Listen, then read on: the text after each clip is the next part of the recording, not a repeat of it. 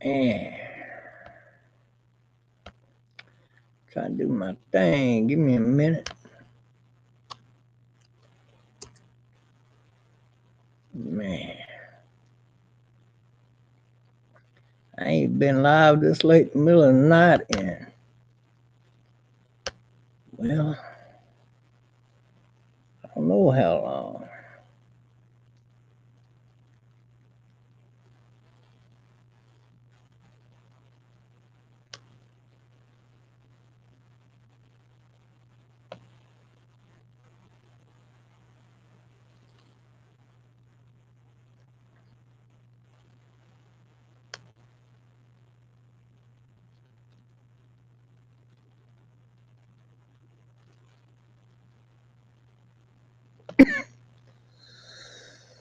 Hmm,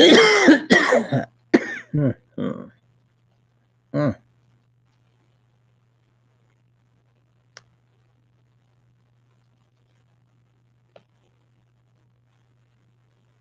Put that right there. I didn't know I could change my rooms up like that in Discord. Just think, why not? It actually can.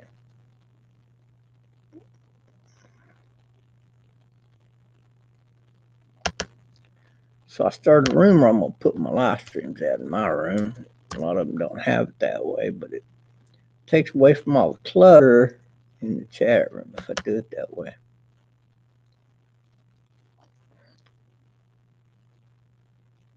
And the better the chatter of it all. Does it make sense? Better cheddar. Is it a cheesier cheddar? Like, hey, hey, hey, let me have some of that cheese. The better cheddar in the middle of the cracker. Now, do we need cheddar cheese? I mean, we could like mix it up from one cracker to the next, right? You might want a saltine cracker on one. You might want like a Ritz cracker or something else on another cracker. So, you know, change it all up. A little bit of Swiss cheese in the mix too. Maybe some pickles, a ham, you know, make a bunch of little treats like that, or little smoky sausages, just slice them up, make a bunch of little crackers out of them with all kinds of different flavors. And that's what I call a party meal. And you don't have to have a party to have it. I mean, you just have your own little party meal, you know what I mean?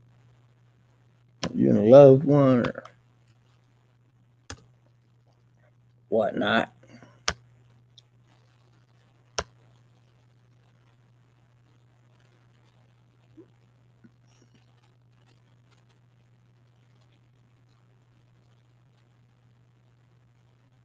I don't know what the fuck this is.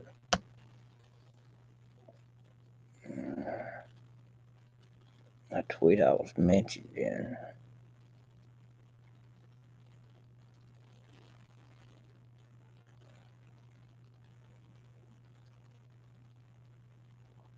One of the fucking weirdos.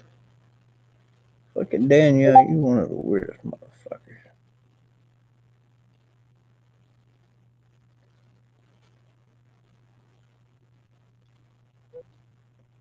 You seem to know me, so I'm gonna follow you back. I don't know who the fuck you is.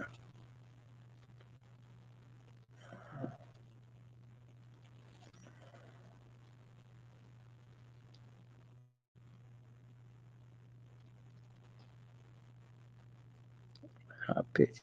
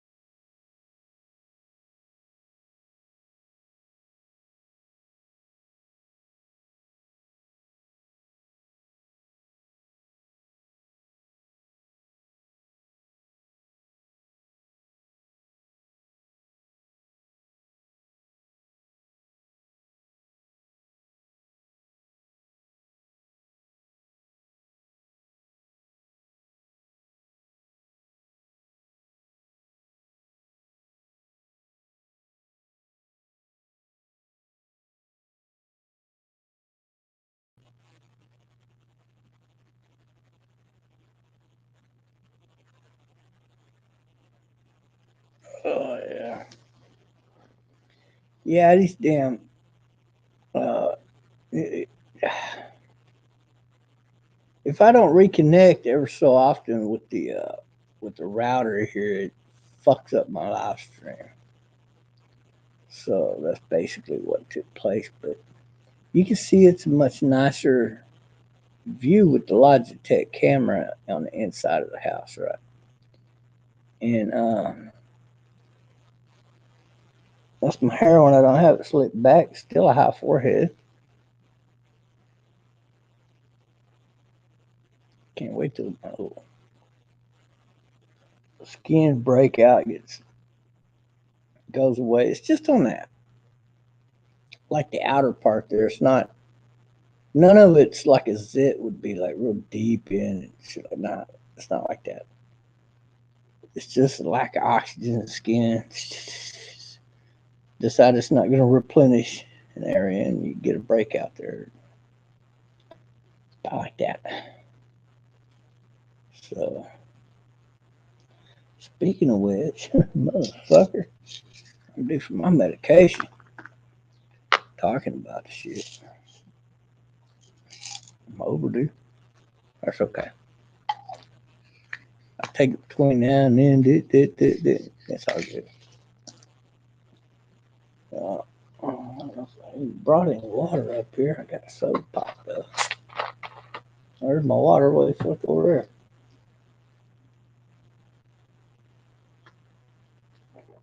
there? Mm. Mm.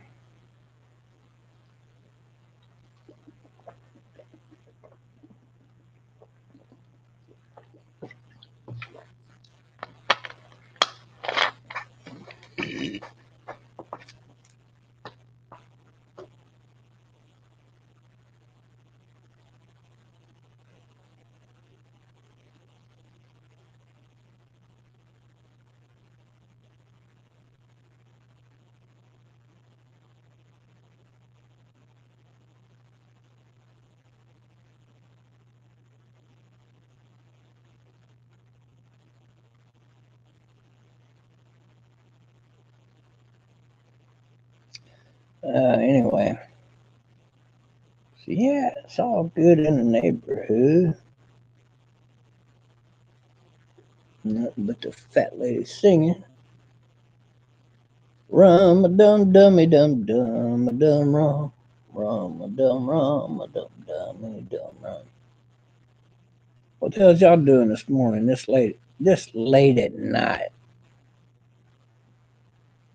And what the hell are you doing up at 4 a.m. in the morning Central Time?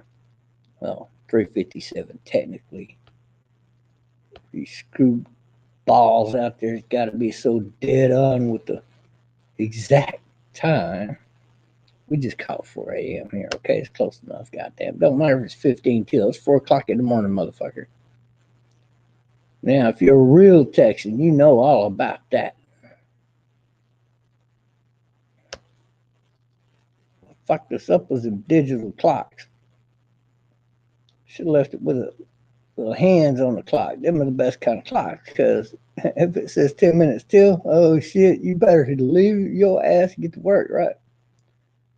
Or get ready for work and then leave, kind of thing, because that clock could be off about 10 fucking minutes, right? Yeah, that's why there were such good clocks. Everybody was early to work back in those days.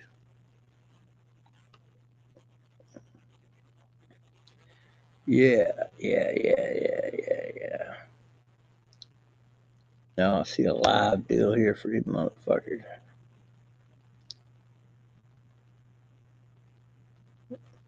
Captain Content is live jacking off in his RV.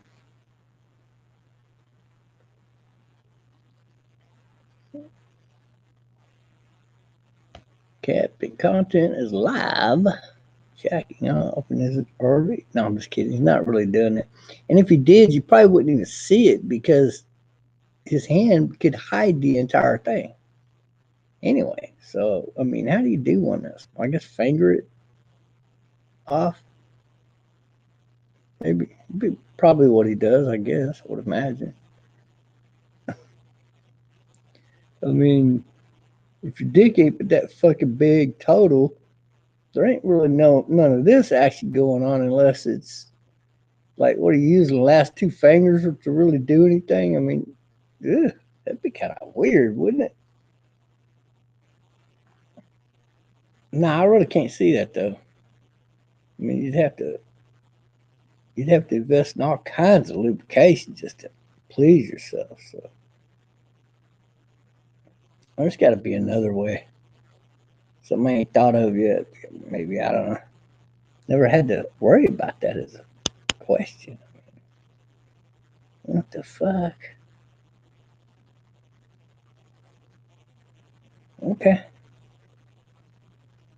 Dun dun dun dun dun dun. Spin your eyes on the bullseye now. Motherfucker. Well, I don't feel sorry for you, Rob DeHaven. Your motherfucking ass is going homeless. Instead of fucking around on the goddamn internet every day, knowing that you didn't have a job, you might should have worked really hard to. I mean, in the years that I've known you, you could have gone to so many different schools out there and gotten yourself into a good career, but you never did that. You chose not to go to like a Starbucks and get a job to where they'll help pay for your schooling, and generally do that if you have a couple of years in with an A average or even a good B plus average. They will pay for all of your school. If it's in the right direction, then you make good grades, basically. You could be the guy that walks into the store, does a little check off list,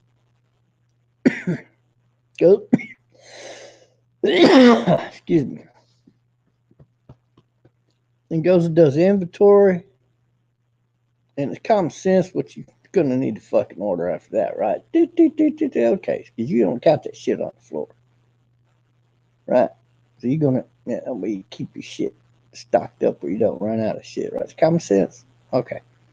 So then you do that. Then you can walk out, maybe set the board down. You need to talk to the employees. You do that. You don't. You're good, right? Okay, you check over, make sure people available for the scheduling. Do you need to hire more people? Because you got people in training, so you got to remember that. So you got to keep all them things in mind. It's better to have too many employees than not enough at a Starbucks. Didn't you know that? So you always get to go if you have too many employees, but you never get to go if you don't have enough. See, so you always want to, keep your employees around if you can. So make them happy, make them feel good. Prep them up occasionally. Hey, yeah, I notice you're doing a real good job. And Wendell, I've been hearing good things about you, so keep up the good work. Oh, okay, does that equate to a raise? Well, you probably get one on time. I wouldn't worry about that. The way you've been working. You just little pep talks. This is the kind of job you could have had, Rob. And then her next door through the drive-through kind of thing, right? If the Starbucks has a drive-through, then you can tell her, "You wait right there. I'll make it," and she'll. Then she. What I'm saying is that she'll stay there, and then you go make all the drinks and bring them back because you got to stay in practice. It's your job. So what you're gonna want to do is schedule what stores you're gonna work at, basically, and that's probably gonna go off of your need for employees. See, so you always want to have your route set up so that you're gonna end up at that store because you're gonna be working that store anyway.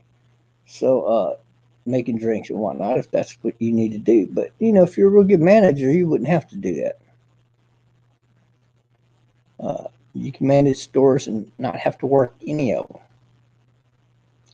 Pretty simple as that. And then you just have little talk tos with the employees, any of them that has a little difference of anything going on. And it's not a hard job, Rob. But there's so many jobs out there that a guy like you could get and make really good money doing it. But not you. You don't want to work for nobody. Fuck no, not Rob DeHaven. He's better than that. He's upper class, privileged. So this is where you're dysfunctional. See, and people call me stupid. What the fuck? Right? What is he talking about? Me compared to that dimwit motherfucker? Shut the fuck up. Now, if I wasn't on disability, my ass would have a damn good fucking job right now. Right? Let's just be honest about it. Like I'd be making about 150, 300,000 a year. Your motherfucking ass still be doing what your motherfucking ass still doing because you one of them motherfuckers that knows it all and doesn't know a goddamn thing about nothing.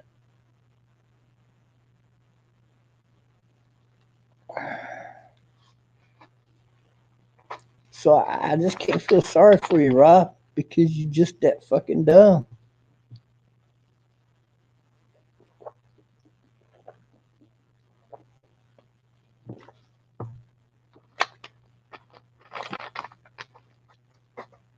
And I bet you could have kept that wife of yours around too. Money talks and bullshit walks. And right now, she walked.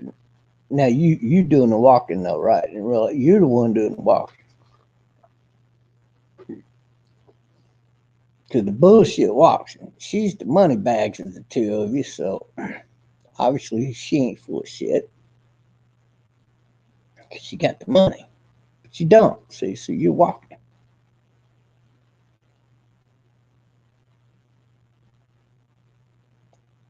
You get it right. You get the joke. Oh, fucking air conditioner filter needs changed out. I'm too sensitive to that shit right now. I'll worry about that shit tomorrow.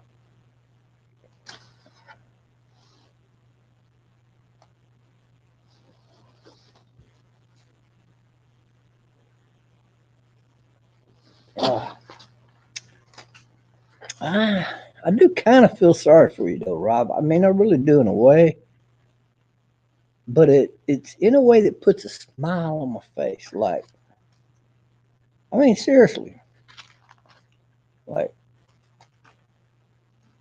I could show you, but I might have to kill you. I mean, oh, there we go. Well, they finally dried up enough I can actually pick them up without them melting. I think it's because of fucking air conditioner, to be honest with you.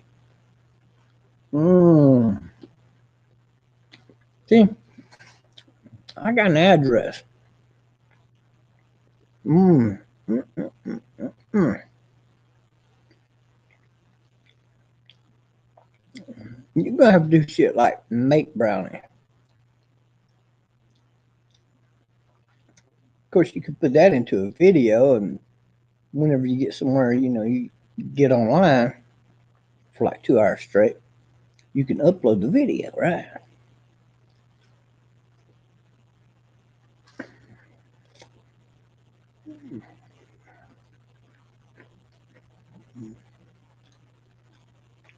Mmm. Me?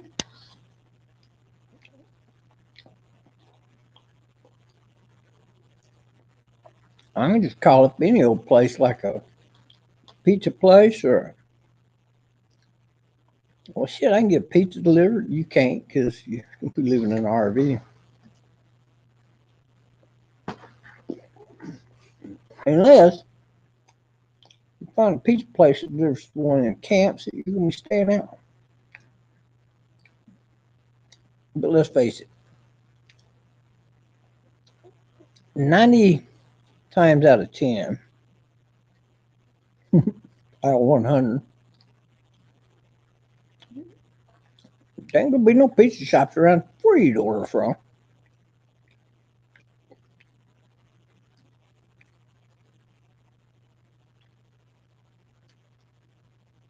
Mm.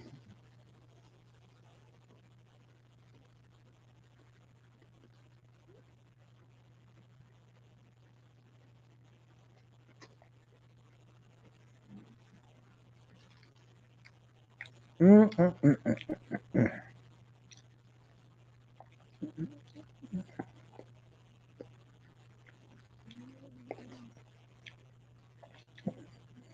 But if you remember to buy enough of these some bitches at the market when you go to the store, buy your groceries, now you're spending extra money on the goodies. See, you're gonna spend at least 10, 20 bucks on fucking brownie.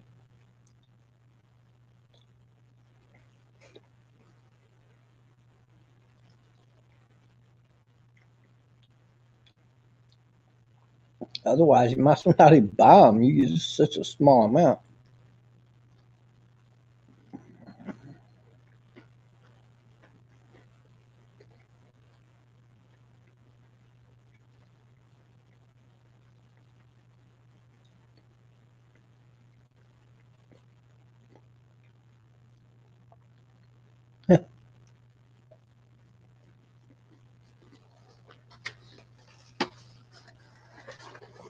Mm, I might have something for breakfast in the morning.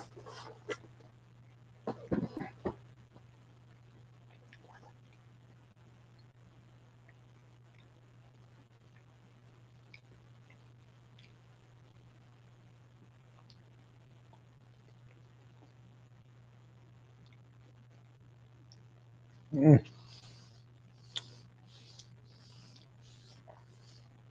yeah, it was pretty delicious, man. Some damn good brownie.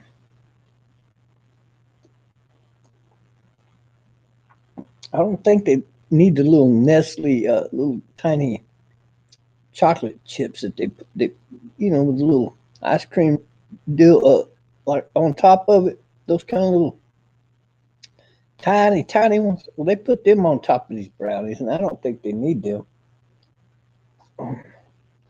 on there personally. The brownies are just good by themselves, but I guess it's okay. I'm not really against it. I just to me it's like a big deal. You know,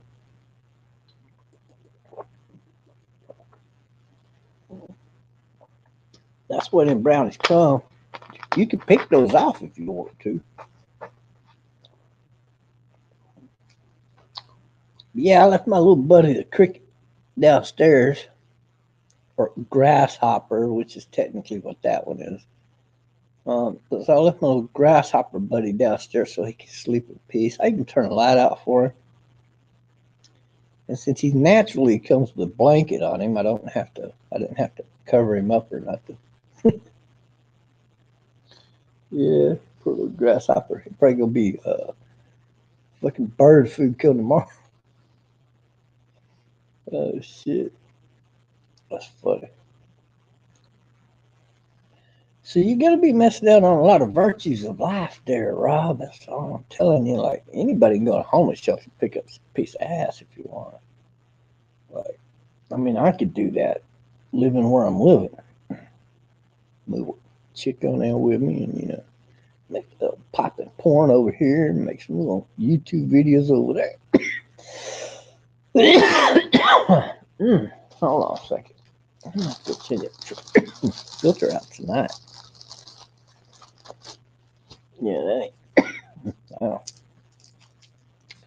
whatever's in that filter ain't going to cut it over here.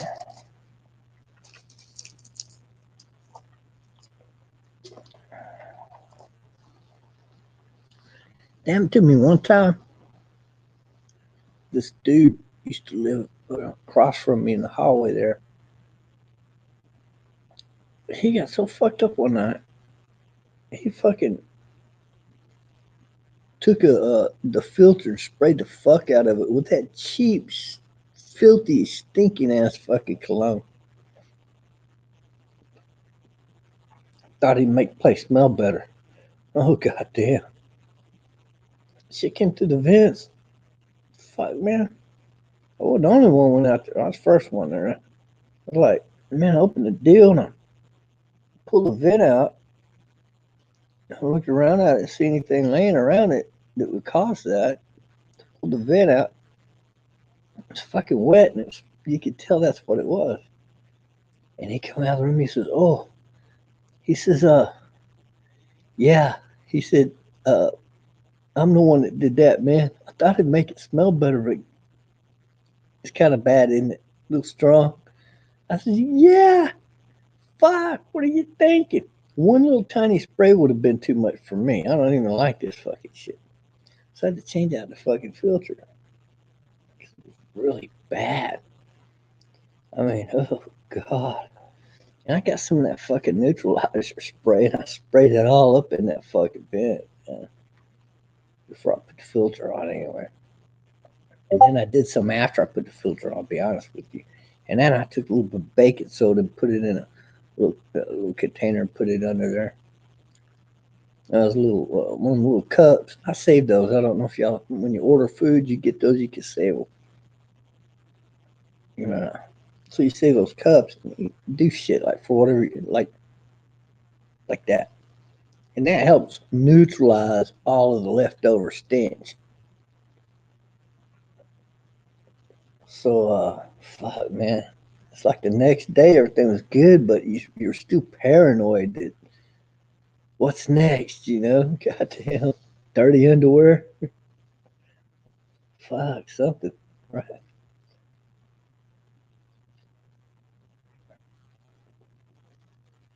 But no, that's the only time I really rushed in there to change out the filter. You know.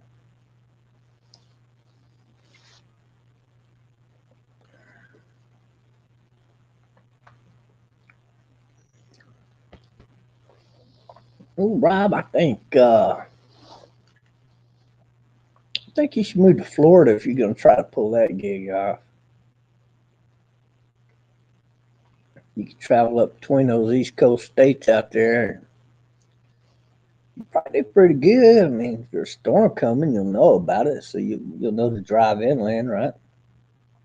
And you probably have to jump on people because fuck, you're already in a fucking RV, or I don't know if you're going to do a camper behind your pickup truck or not. That's give or take. Which way should I go, George? I think you're better off with a camper though, because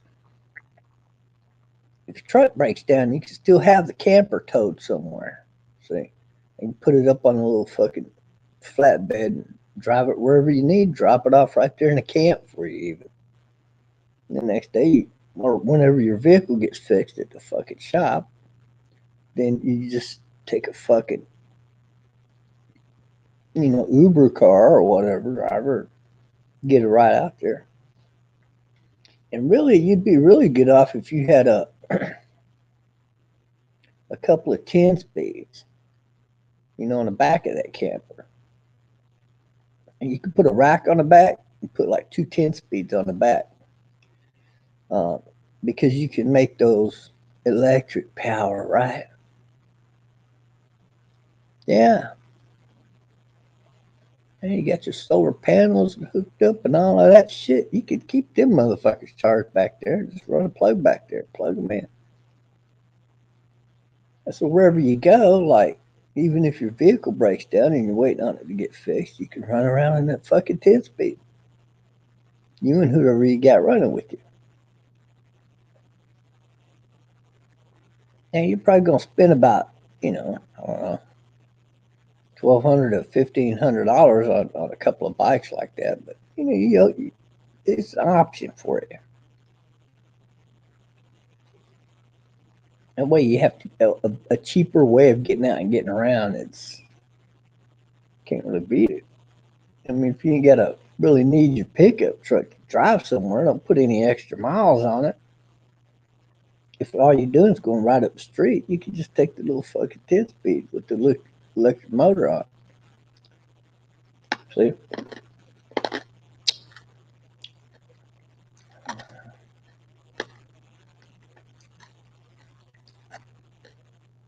And them things last about as long as one of them electric scooters. If you're riding it all the time,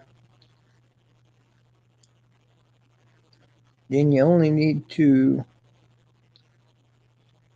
well, it'll last about a year. But if you're an RV, you wouldn't be riding that fucking thing every single day. I say it'll last you a year and a half at least. Probably, if you buy the right one, Right, good brand name.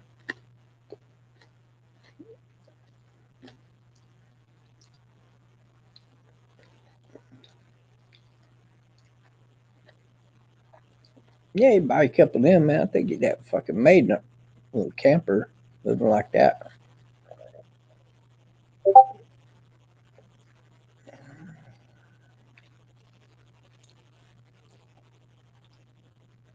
I always thought it'd be cool to buy some property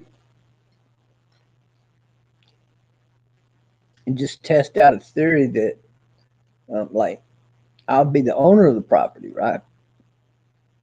But regular people like you, living in a camper or an RV, you could like show up, the hookups are and everything like that, and if you wanted to use all of that anyway, and then all the way, the septic tank shit and all that, and but you'd like rent out the pad, but not short term. Like you get a reduced rate, right? Because you going long term, and that way you could have a mailing address, living in a fucking camper.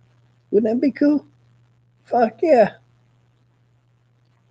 So we could have a little extra space in the office to throw all the fucking mail for all you dumbasses that are getting all this mail that ain't even there. You went and fucking drove to another state for like a month. So we'll fucking save up all your mail for you. But there's a charge for that, right? So now you're gonna have a mail delivery charge. Otherwise, we don't gotta save your fucking mail. We'll just stuff it in your fucking mailbox like the mailman would, and then when there won't no more fit in there, we'll send it back to the fucking post office because they would take it back anyway.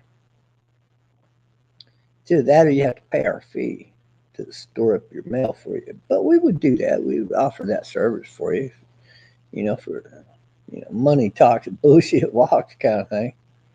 Otherwise, why should I waste my time helping you out like this? I ain't getting paid for it. Fuck you. That's how people's attitudes are these days. So, and really in business too, right? So, but as long as it fit in your fucking mailbox, then you ain't got to worry about me needing to save anything for you. See, and I imagine that would be like on a daily basis charge, and then after it goes past a week, then I would just give you the weekly rate, and the monthly rate, then the yearly rate. But if it goes past a month, dude, that has to add to the rate there. You know what I mean? So you're gonna want to get your mail within every fucking month, at least once a month, or you're gonna be paying a fucking shitload of money for me to keep this fucking mail for you. See, I was thinking about opening up a place like that because once you got all the electrical hookups hooked up and everything's right with everything, people could rent those pads out for long term. If you like out here, you just need to be in accounting, do some shit like that. They got they got that shit hooked up like mobile homes, but when you do a trailer like that, it's got to be hooked up like a mobile home. And can't believe people actually live in them will be fucking things like that, but they do. Fuck, man, they'll park in the middle of town, go find them a job, go work for about a year, and get up, fucking leave. Sometimes they'll just fucking leave the trailer there. Or damn, clean that fucking weed, motherfucker. Mm. Change that filter out. I'll tell you already.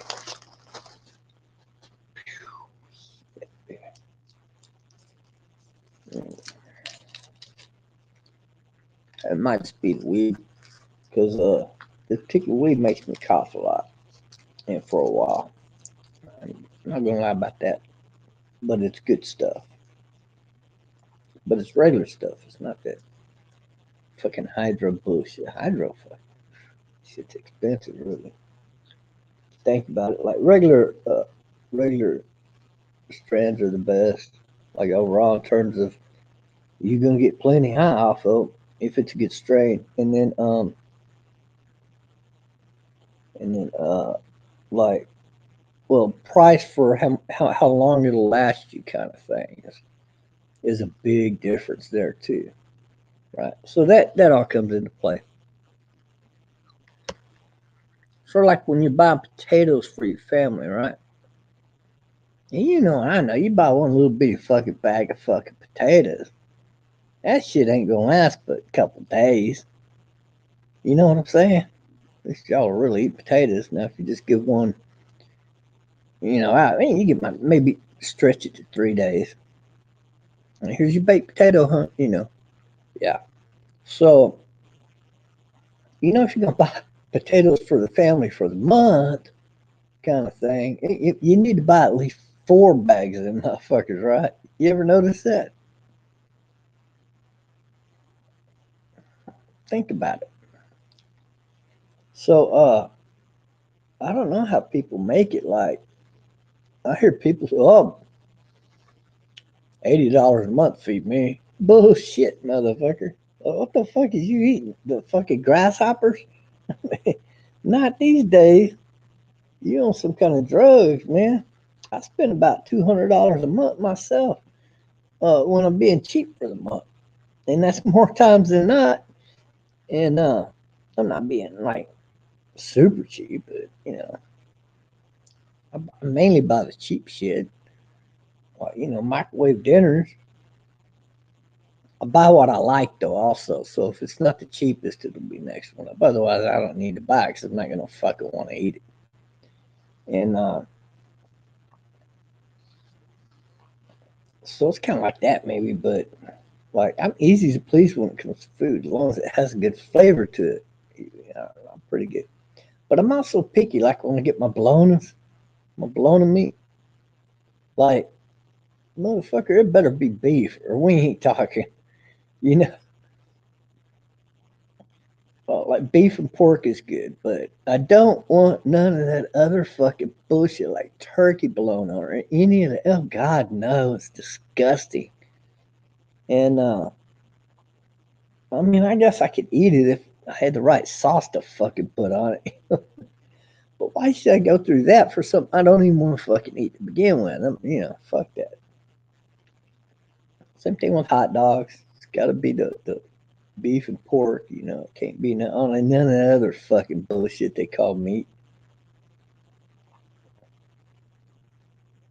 And then the sausages. Oh, shut the fuck up. I got it again. I want 50-50 meat and pork. Pretty simple, right?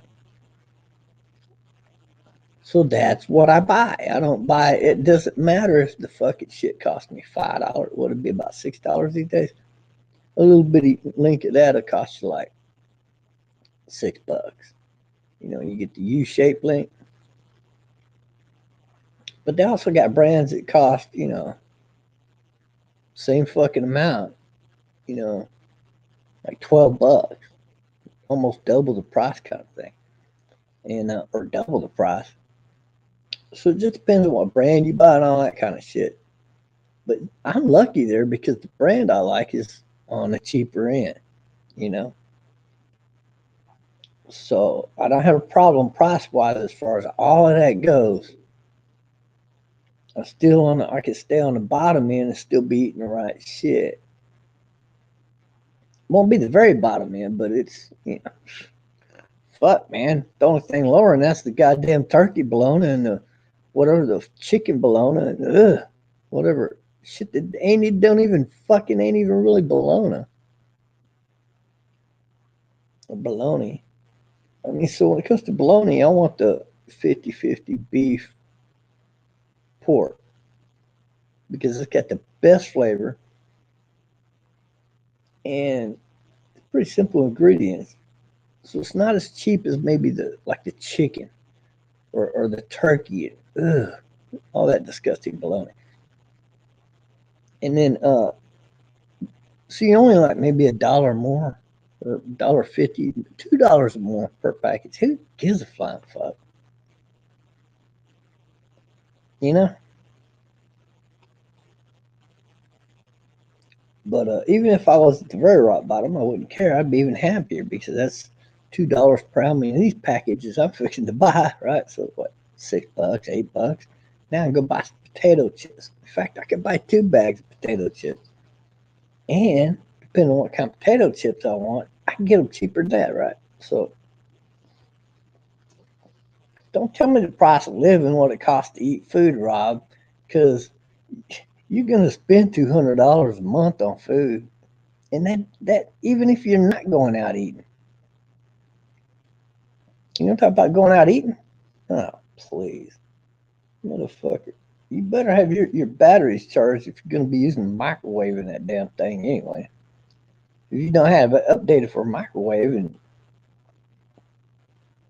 you ain't got to worry about buying no frozen dinners for just the quick meal thing. And yeah, okay, I ate. And if you do any kind of traveling, once you get out away from the bigger city areas, I don't know if you noticed this, Rob, but the price goes up, like tremendously up.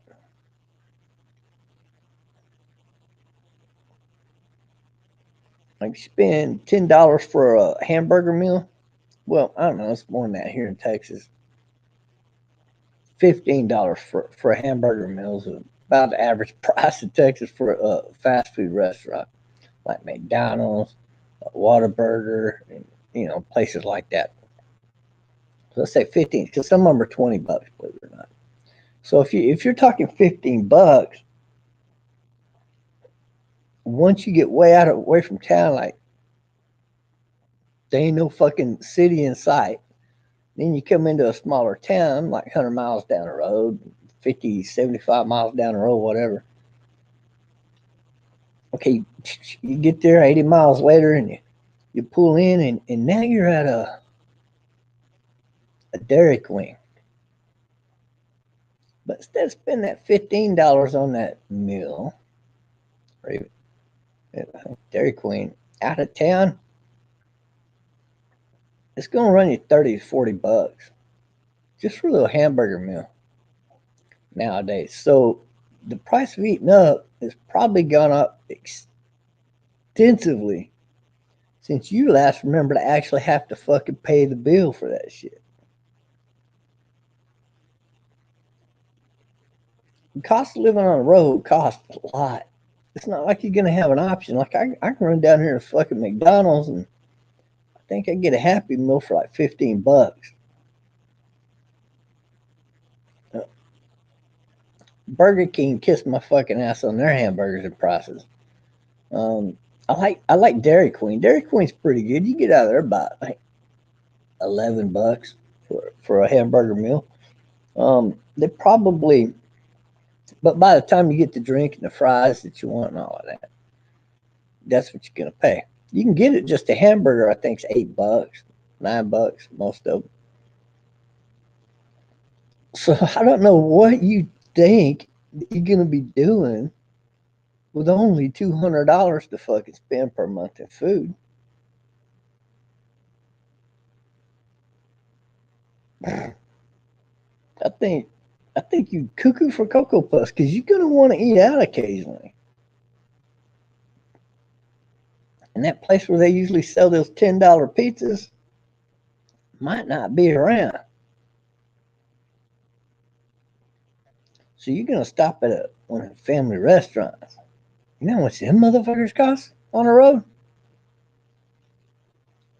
Let's just say you show up and you're looking at the pork chop and mashed potatoes and maybe some sweet corn to go with it. Then you look over at the price. Motherfucker, I guarantee you're gonna spend 20 fucking dollars. You dig? Now you should also look next to it for the dinner price because that's always $20, $30 nowadays. You get out and fucking away from town, those are the prices you're gonna be paying, if not more. So, but even in town, you go out and get a fucking meal, $20. Hey, you can get some for 15, $16. But let's face it, it's 22 bucks anywhere. Anywhere you're gonna get a decent meal. Like, want to go out and get fish? I can get it for you here for about 20 bucks the whole meal for one person, and that includes instead of a soda pop to drink, a beer. But you're gonna spend like 22 bucks. One meal, one beer, or a soda pop. You get a fucking soda pop. Okay, you're still at 20 bucks. You do. So I don't know what you think you're gonna be doing, but you're not gonna be cooking those meals in your RV. You might sometime. You can afford to find the fish that are that cheap.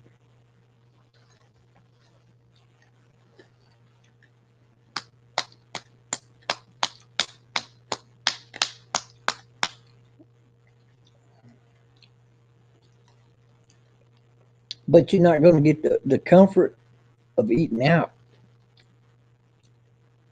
When you start talking fish meals and hamburgers to grill constantly, you got to have meat. Well, fuck, man, you better might as well add between 60 to $180 to your fucking food bill. But even then, you're never going out to eat at another restaurant unless you meet a woman who wants to buy you your meal. Now, I don't think that's happening. I just don't for some reason. Uh, I don't know. Just knowing you, but you might get lucky. You might find some homeless chick out there knows how to make money her own little way. Well, then, fuck, you could rent out the back bedroom of your RV if you had that action going on. Uh, there's no win situation here. Now you're stuck marrying a fucking whore. I mean, not a whore, a hooker. Had to be correct about that. So now you got to charge a good rate and get a good rate, or it ain't even fucking worth your time, right? Yeah, yeah. You better find the right fucking chick, dude. Uh, God damn. And plus, then you're gonna have to keep her supplied with weed all fucking day long. Who do you think's gonna be running to get the weed? You are, because she's busy in the bed, motherfucker. Yeah. And in between those guys, you might get a poke in occasionally. Oh God, that's bad. Actually, you can make some money selling your ass, I guess. Maybe while you're getting pumped, you can pump her, and everybody's happy then, right? What the fuck? Oh, who wants to live this kind of fucking life? The life of an RVer. Shut the fuck up. You're gonna have to get a fan base, a fan following, and build up to that. Now there are some couples out there that do live the camper life. There's this one chick that she's been doing. Well, there's a couple of them, but they live in what these called these camper vans. And one chick, man, she made fucking like I think around $400,000 2 years ago, and last year at the end of the year, she looked up. God damn, I got that much money in the bank. She went down and paid for one of these badass camper vans. A little bit longer, gets tremendous fuel mileage and all of that kind of shit. And solar panels, the whole fucking roof is solar panel, kind of thing. Really fucking cool, man. And just everything about it. She had the CB in the motherfucker, everything that you need. And um, I just thought that was pretty cool. Some of them RV places even offer you a personalized radar. I shit you not. You can get your own radar put on your own fucking RV. You don't even need connection with the fucking news through your cell phone or radio or anything. And you can determine if it's going to about fucking rain or not just with your own radar. Because the radar will see it coming like way the fuck out there. And it's so far out there you won't know if those are rain clouds or regular clouds. But that fucking radar will tell you. Imagine that. So there are some people that live these kind of lives, and they, man, like the cabin life, right? You look at the barometer and the pressure. Oh, it's good fishing today. Fuck, you're fixing to get some fish. And then you could. It's just me. Ugh. Mm. Swallow some spit. That didn't help none. So I had to cough that up. So basically, there's all kinds of lifestyles for vanners, and, camper life people and all that. And you can make money doing it. The thing is, you have to get a fan base. So you're gonna have to get a niche because you're not gonna go around stealing everybody else's fucking crowd. Because people are pretty peculiar about what kind of show that they're watching and who they're watching. So there is already stiff competition in the business, but you can get into that. It is possible, obviously, but the people that make money doing it's far and few between. You out to California, everybody's fucking doing it. So somebody says they're making like, a couple 100,000 a year kind of thing. No, they're not. They're fucking hauling drugs. If you go to Florida, same fucking thing. The only thing that's cool about Florida is the temperature is better year around than most places, and you can do really good out there.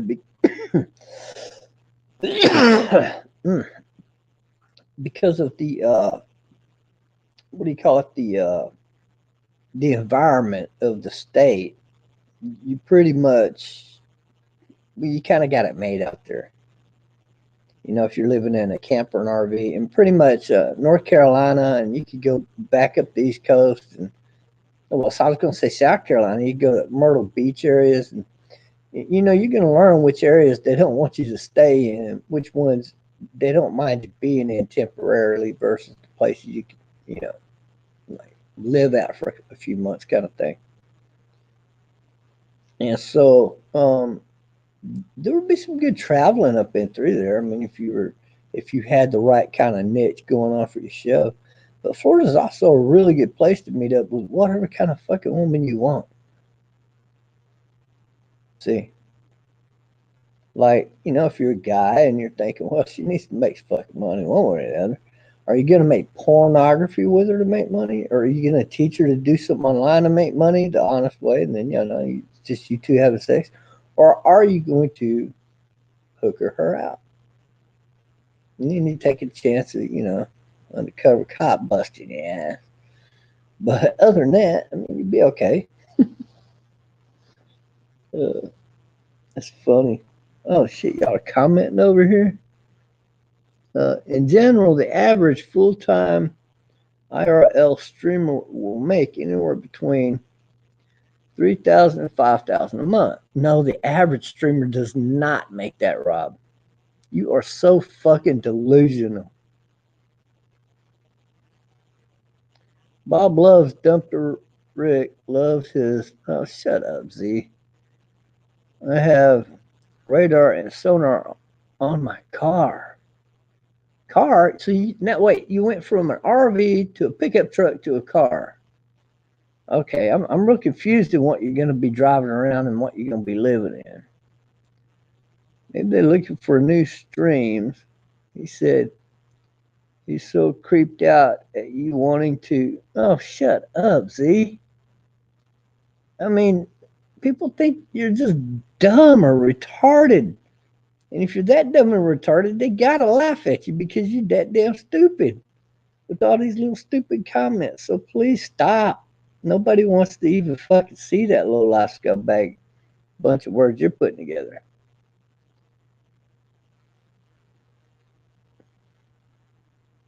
Google what? Your car is equipped with radar. Okay, what kind of car do you got? And did you equip it? What kind of vehicle are you going to be driving around? And what are you going to be living in? A camper or an RV? Do you even fucking know? Or are you going to go buy some mobile home somewhere? You know, some mobile home shit. Kind of shit.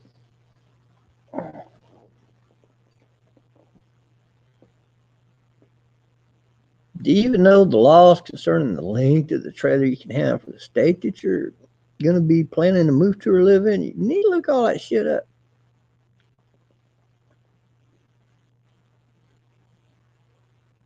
Mmm.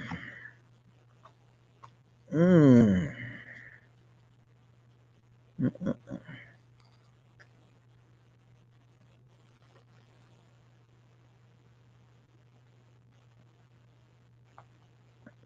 Why would a car have a radar in it?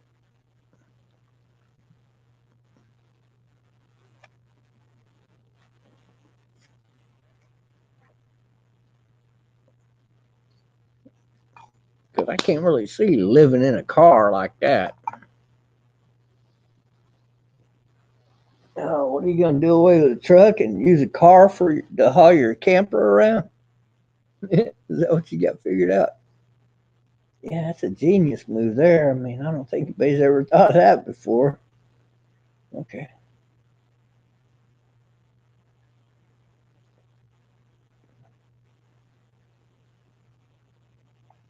Oh, shit. Man, I'm so stoned right now. I ain't gonna lie, man. Pretty good. I'm gonna sleep good here in a minute. Pass out.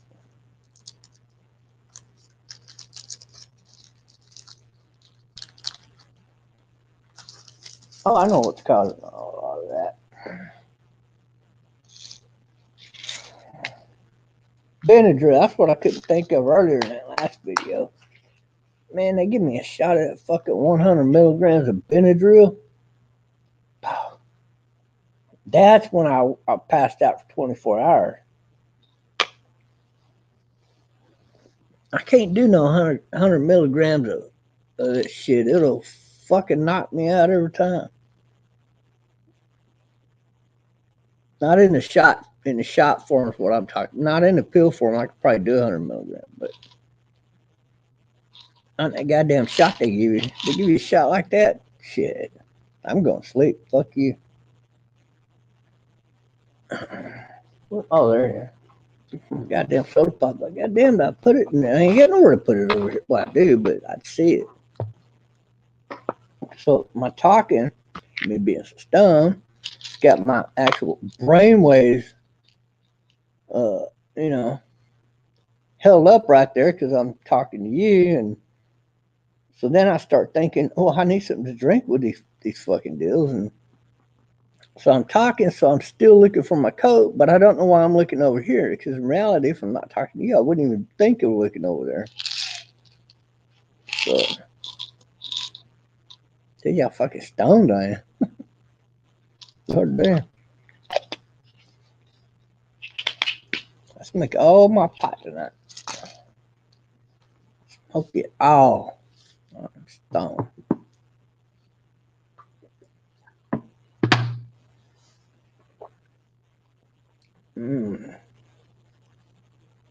But I'll have plenty coming over tomorrow if I need it, so I don't care.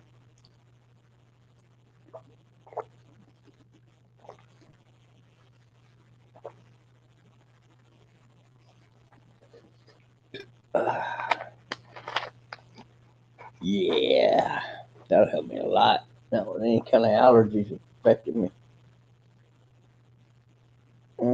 Fucking head itches, man. That's it, allergies. That's how I knew I needed to take those because anytime my head's itching, it's allergies. I don't have dandruff because I don't use fucking bullshit. What do you call it? Conditioner in your hair. That would cause me to flake up if I use conditioner in my hair. But other than that, I never get what do you call it, the flaky scalp or anything. I never get that because I never use any of that fucking conditioner bullshit. And so when my head starts itching like this, my allergies. So I know, let me reach over there and take a couple pills or bee pollen or whatever, and then just wait for it to take effect, and then I'm good to go.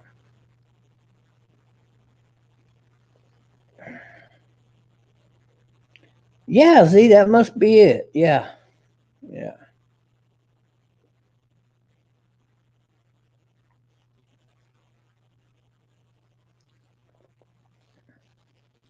Detects lane traffic and auto brake, stuff like that. What kind of fucking car are you driving? One of them stupid smart cars?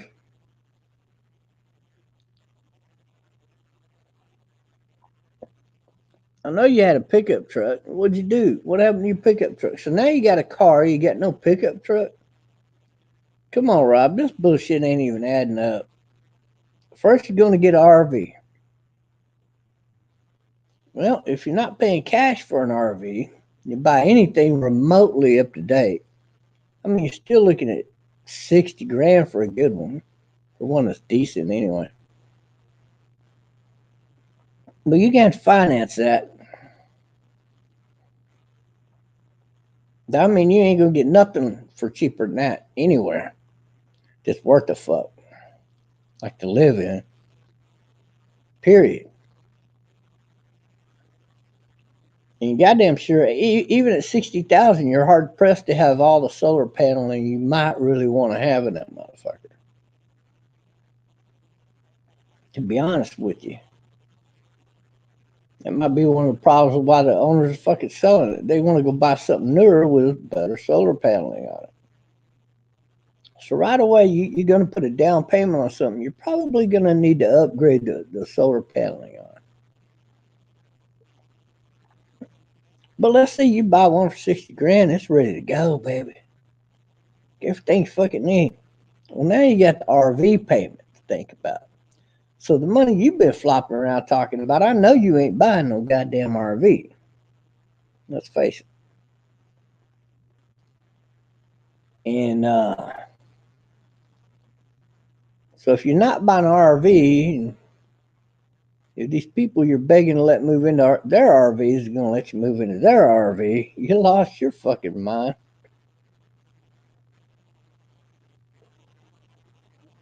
Because you still got an RV payment.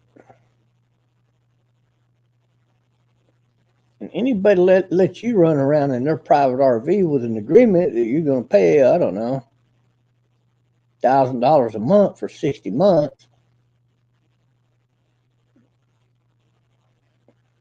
you're fucking nuts. Or $500 even if you got some kind of a good deal somewhere or something. But still, man, it's money added to your monthly bill. And you'd be the kind of guy just not be sending in any damn payments on it. And then try to sweet talk him out of owning the motherfucker. You'd be running around a stolen RV, motherfucker.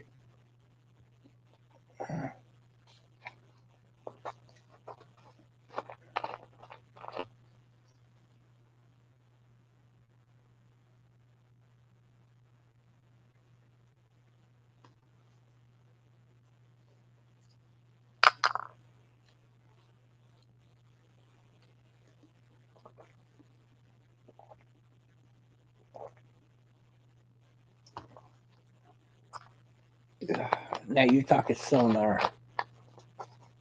What are you going? Are you going fucking swimming or fishing? So you want to check and see if there's any sharks at the beach or something? Is that what you're talking about? Sonar?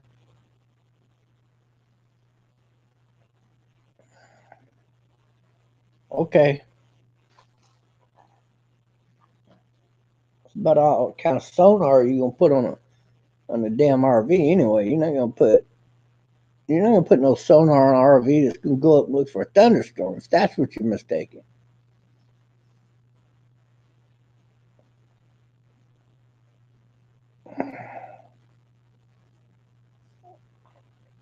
I don't know what the fuck you need sonar for. That just doesn't make a lot of sense unless it's just listening.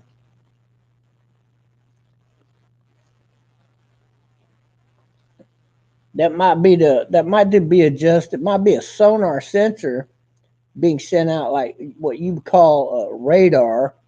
They also have sensors on these cars that are sonar,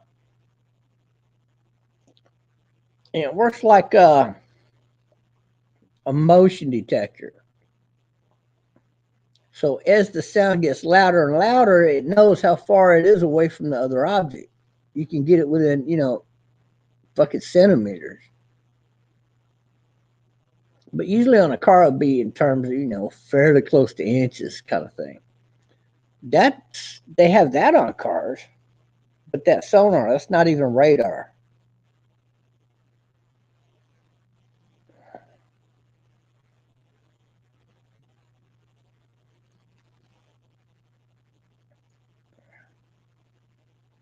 Okay, well that makes sense. Yeah.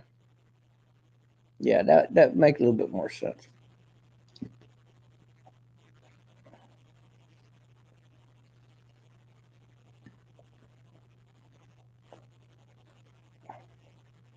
Oh, my back itching a little bit.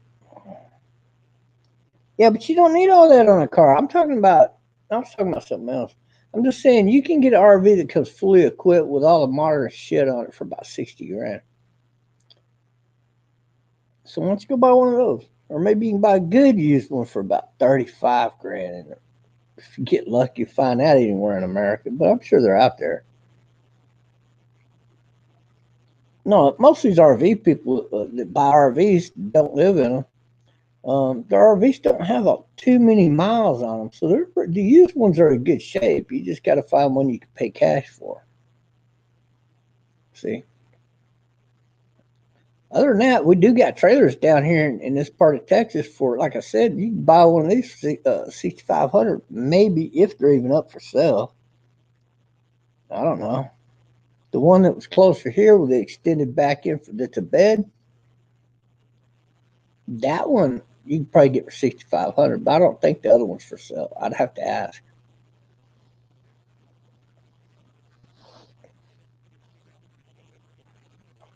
But I'm gonna tell you right now, if you don't know somebody, you're probably gonna be spending more like $8,500 for one of those fucking trailers right there with no solar paneling on it.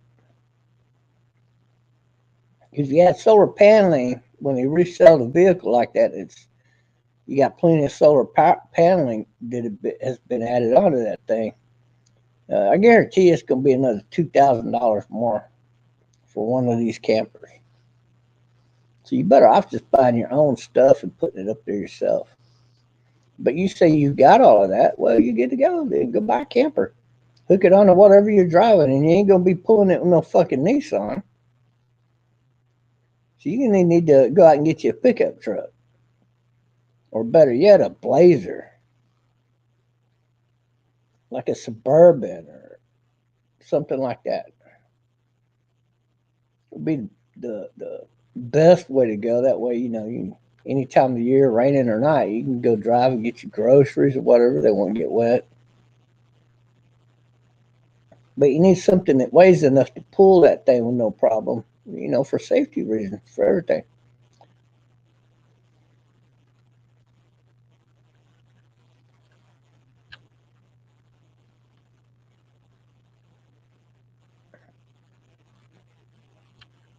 No, I didn't mean to do that. Hold on, I'm trying to.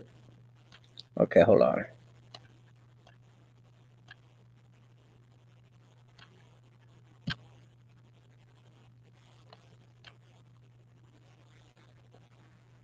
Now I can read this shit.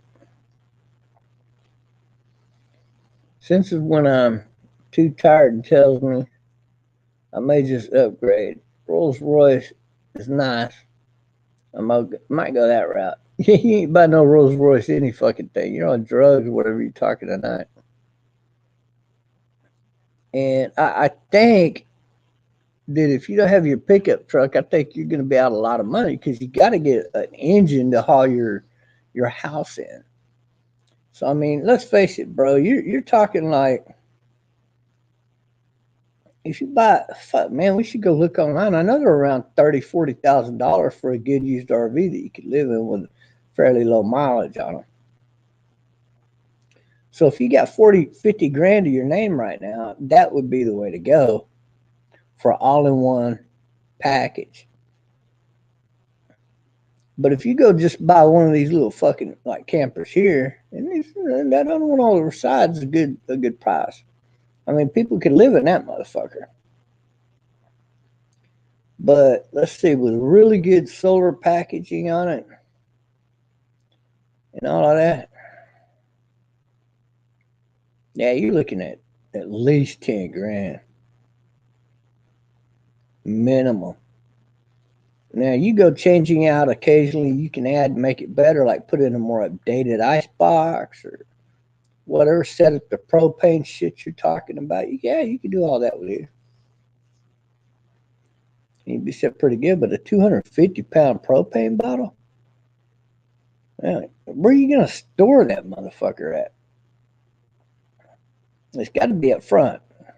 So you better have the length between your camper and whatever you're hooking to have that space up front where you can have that propane pitter thing up front. Because if you put it in the back, that's a safety hazard. I don't know of any state that'll let you do that. So predominantly those things have to go up in front of the camper. So if you don't buy a camper that's long enough right there, you can't even hook the motherfucker up. So you got to buy one that has a long enough tongue on the front. See, now if you're talking the kind you were talking about that hitch inside the pickup truck, like the ball and hitch kind or something like that, well, then you're talking about,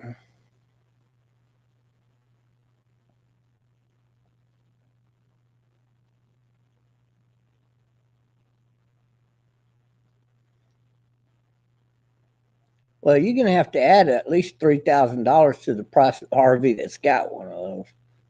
The only other thing you got to think about is if there's no space between where it goes up in your RV, you're not going to fit a 250-pound or a gallon fucking propane tank up in that bad boy. You're not. So you got to go with a ball and hitch, and you got to have the long enough tongue on it so that when you turn, the side of your vehicle don't hit the propane tank. It's common sense. So you got some good ideas, but you're gonna have to go do some looking around. You got to make sure the tongue is long enough so you can put that bad motherfucker on there. And most of them don't come made that way, and you know that. So now you know that you're probably gonna end up buying something that you got to buy a tongue extender for.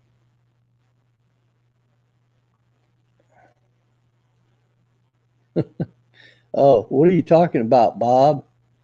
Yeah, they make these tongue extenders, but they cost about $5,000, and you got to have it welded on. You got to have the old one taken off, and you weld the new piece of steel that's going to be the tongue of your whole fucking shit right here on there. And I got to tell you what that costs, because now you got to take it back into itself and do all that welding underneath. Actually, just flip over the trailer and do it, but you're gonna have to put one of them on there, or you're gonna have that motherfucker cut off and have somebody put a new one on there that's longer. And that's easy gonna cost you another $3,000 either way you go. You can probably find somebody to do it for about maybe $2,000 if they're desperate for a job. Because you got to get a certified guy to be able to do that, and he's got to sign off on it. I mean, if you don't get a signature for that kind of work, you're a dumb motherfucker. Hell, I'll take that fucking job, half-ass weld it, and say, heck, there you go. And you can claim from now to the end of time I'm the one that did it. I'll say, man, this guy is fucking nuts.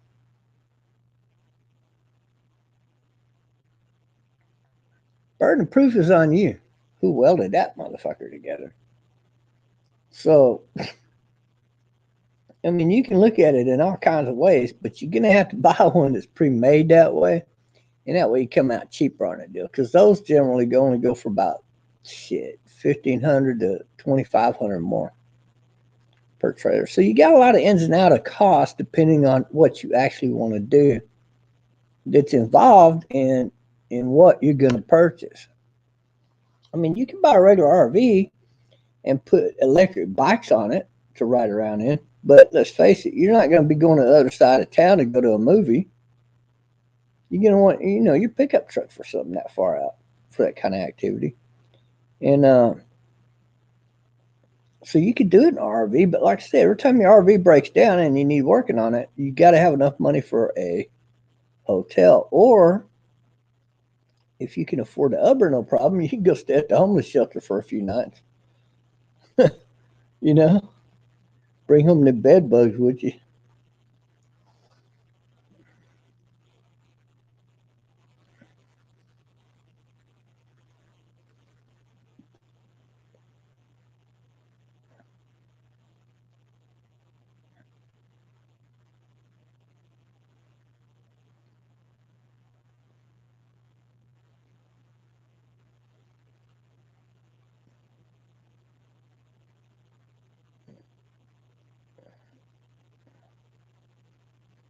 Got a spot right there from all this breaking out.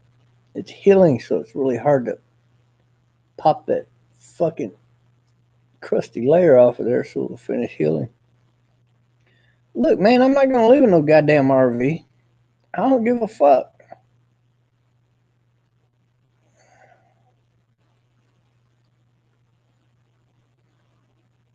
Oh, so that's Goo's house? It's not her parents' house?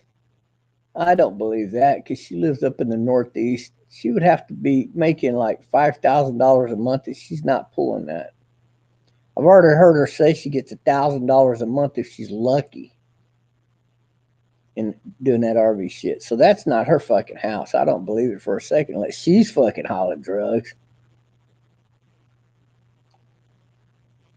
I know you don't care if I do, but you're fixing to find out.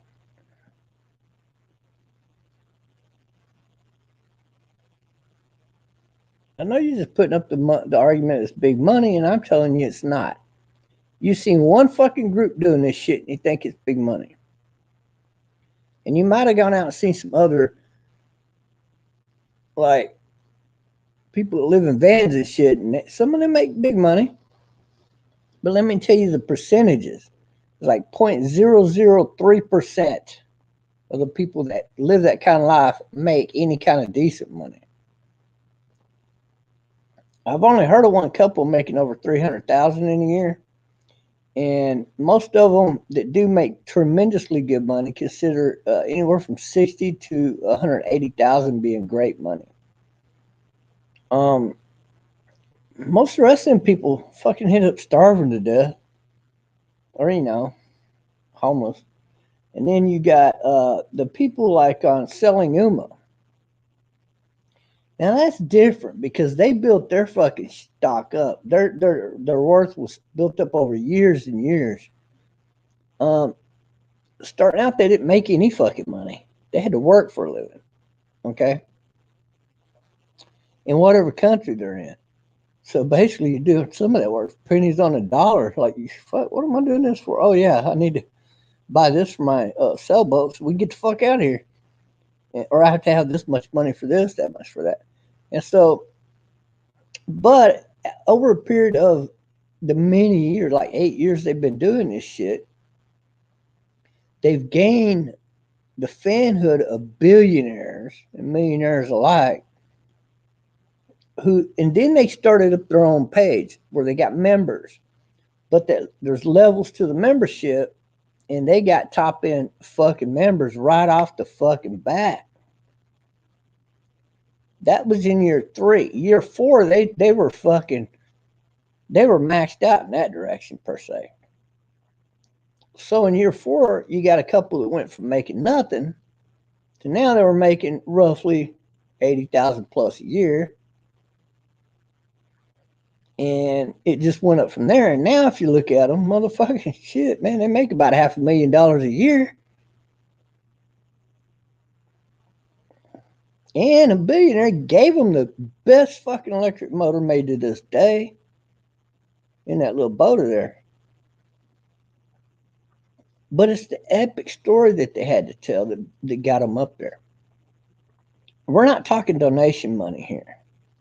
We're talking real sponsorship, like top end sponsors sponsoring that couple. 50 grand a year. 50 grand a year. Oh, you get this app for free. Just advertise it. She does a lot of that. So if you think you're just gonna go out there and make a bunch of money doing this shit, you're wrong. You gotta have a fucking something that is gonna make people want to fall in love with your show. And I just don't see a bunch of people running around like a bunch of lunatics doing that because I never watched that stupid shit. Now, goddamn sure would never donate to it if I had $10 million. So, you know, I don't get it. I really truly think these guys have shoved a bunch of shit up your ass. And I'm telling you right now, I could almost guarantee that Cappy's hauling drugs. He's a drug mule. And any of them pieces of scumbag that he deals with up in there, they're all into drugs. And you said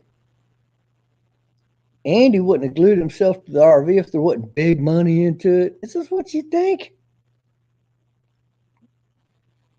He's checking it out at best because he already owned his own RV. Right? He didn't need Cappy's RV. Hell, they drove up and down to fucking San Diego on Andy's RV, I believe. And Cappy's they ain't fixed that hole in the roof yet. But Andy's a wacky do fucker to begin with. He don't give a fuck if he makes money or not. He got money coming in. Maybe he's up in his Cameo stock, right?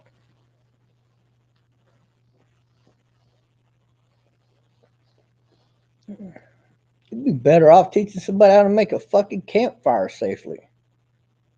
Then you wouldn't be out running around goddamn me fucking Las Vegas or LA in a goddamn RV like a bunch of cuckoos with your fucking heads cut off. I mean, seriously, think about this for a minute. I might donate to a pretty cool artist who live streaming while he's fucking painting this crazy paintings all the time, kind of thing. That would be cool to watch. But this shit you're talking about, nah, they done flew so much shit up your fucking crack hole. And what's worse is you got a taste of it and you liked it. I think that's kind of like what the gays call sucking a rod and liking it. Ugh, motherfucker, you was fruitcake since before the day you was born, if that was the case.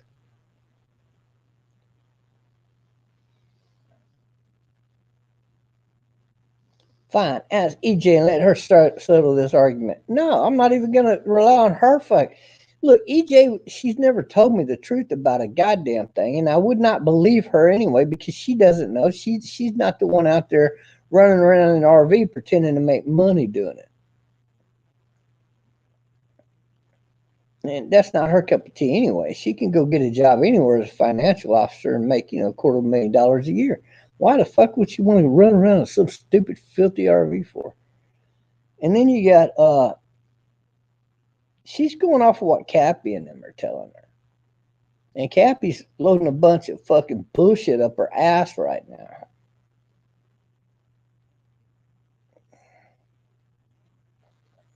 This is like people believing that there's a shitload of money in throwing rallies.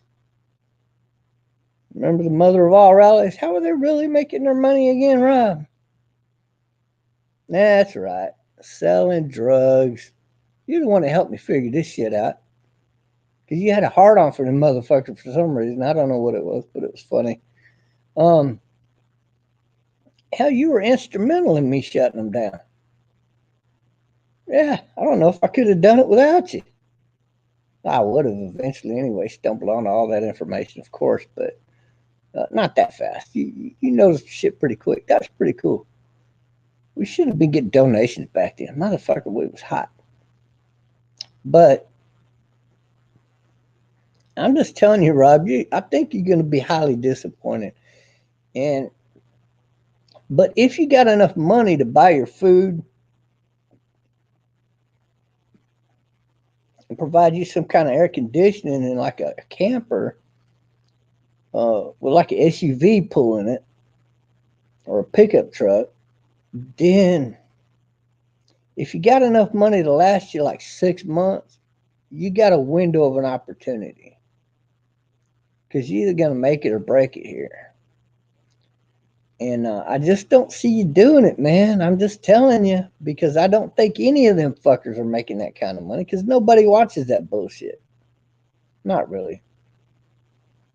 I'm sure there's a few people out there that'll donate, $500 to you a month kind of thing. But good luck. There ain't that many stupid people on the planet. Sorry, Gidgy, but she seems to be one of them that donated $1,000 a month for past few months to IP2. So she got to be a dingbat be into this kind of shit, in my opinion. I don't need her $1,000 a month. I'm gonna tell her the fucking truth, whether she likes it or not. She's batty for Cocoa Puffs up there.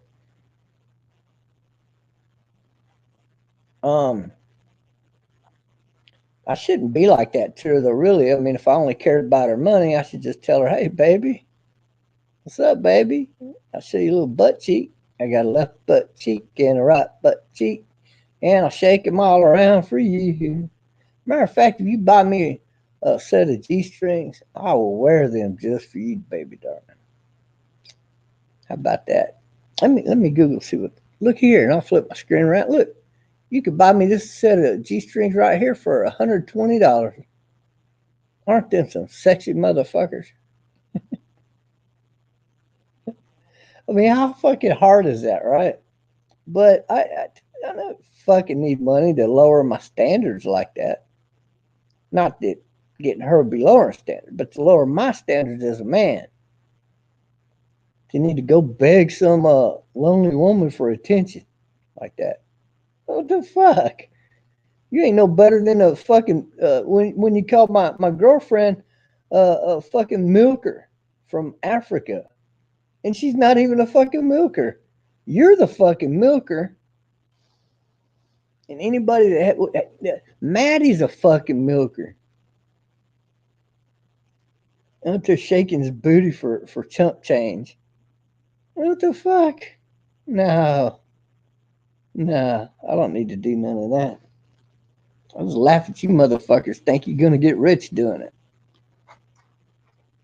Not that I wouldn't go for the G string gig. That might be actually pretty cool. I could put on some non-copyright music, put my video over on a table directly in front of the TV screen, and I could probably get some little disco colors flying on a TV screen and just do a little cool little dance real slow, like, yeah, what's up?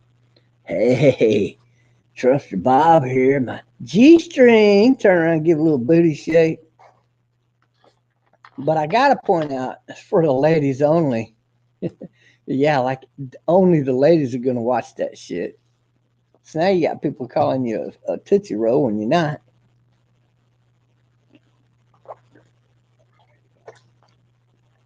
So you can't be thin skinned because you can't mind that. That's just, guys are gonna find you handsome and some ain't. It's just the way life is. And they can be straight or gay and they can mean it different ways. I don't give a fuck about none of that. See? I really don't. One ear and out the other. Okay, thanks. Bye. Keep on going. But goddamn, this is the game that you're caught up in now, and you believe you're gonna make a lot of money doing it. Well, let me ask you this: how much money have you ever made live streaming, Rob? Be honest. Like, have you ever gotten donations for it? How at the height of your donations, what's the most you ever got? Because it ain't that much. And I'll be honest, I might get $60 or $80 in a month. But what about when I was dead for like 3 months? I didn't really do anything worth doing. I didn't get hardly any donations. I get maybe 10, $20 here and there. But at the height for like 8 months in a row, there's times when I got, a little bit here and there, but I wouldn't have made any more from fucking out in RV life. And I couldn't do that anyway because I got to have an address for, medications and shit. And for doctor deal and the fucking people on disability require you have an address. So how are you going to get around that? Don't you got some kind of disability coming in? I know you get a few hundred a month for mental disability or something, right? Well, if that's the case, you'll probably be all right in an RV. But if you think you're going to get rich living in an RV or make good money living in an RV, no, you're not. Like, I'll fucking lay $1,000 on it that you're not going to make a lot of money riding around in a goddamn RV or a camper or a camper van or any. Camper van would be the best way for you to go, actually. Be the least costly, not very roomy or anything. You're not going to bring a crowd of people in there like you would in a camper or an RV. But yeah, you should think about that. Fucking camper.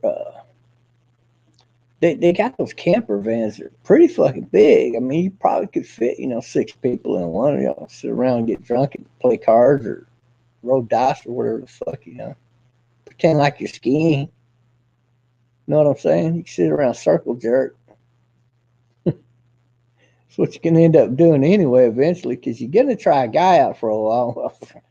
I mean, damn, you're spooning together. Oh, that just gonna slip in there. I mean, come on, man. One of you's gonna have a dream like you're with some chick you fucked 10 years ago, and you're gonna start humping that ass, and the next thing you know, you're gonna wake up and go, "Oh, sorry about that. Why ain't you stopping?" "Oh, okay, it's too late now, motherfucker." Yeah. See, now you're queer as fuck. Let's face it, motherfucker, you're fucked. And the only kind of woman you're gonna get to live in your fucking RV is a woman that knows how to make money already on her own, kind of like Lauren.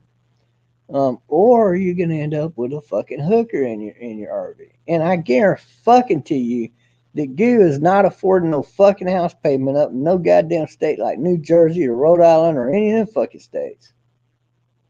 Living this IP2 life.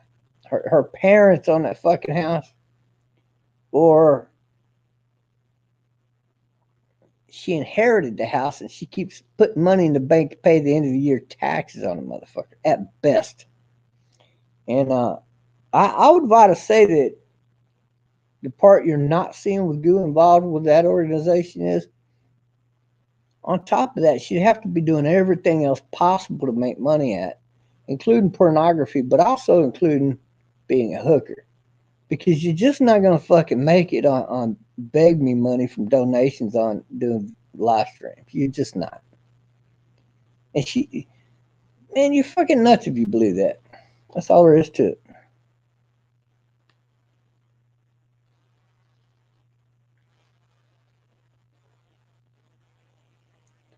Yeah, RV couple hookers and OnlyFans account. Win the money now. Well, there you go. Yeah, you get a couple of them fucking hookers. Or get you a couple of, homeless babes. Okay, I'll try that. Fuck it. You give them some money. You split it half and half between them, right? She gets 25%. She gets 25%. And you get 50% because you're the house. That'd be a pretty good deal for y'all. Y'all might do something, yeah. Yeah, OnlyFans. No, they got better shit than OnlyFans, bro. Let me tell you. You need to talk to Wappy.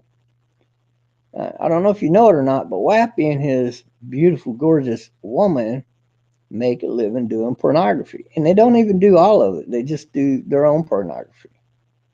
And they put it up on the right locations. And he makes enough money to pay his rent in Vegas.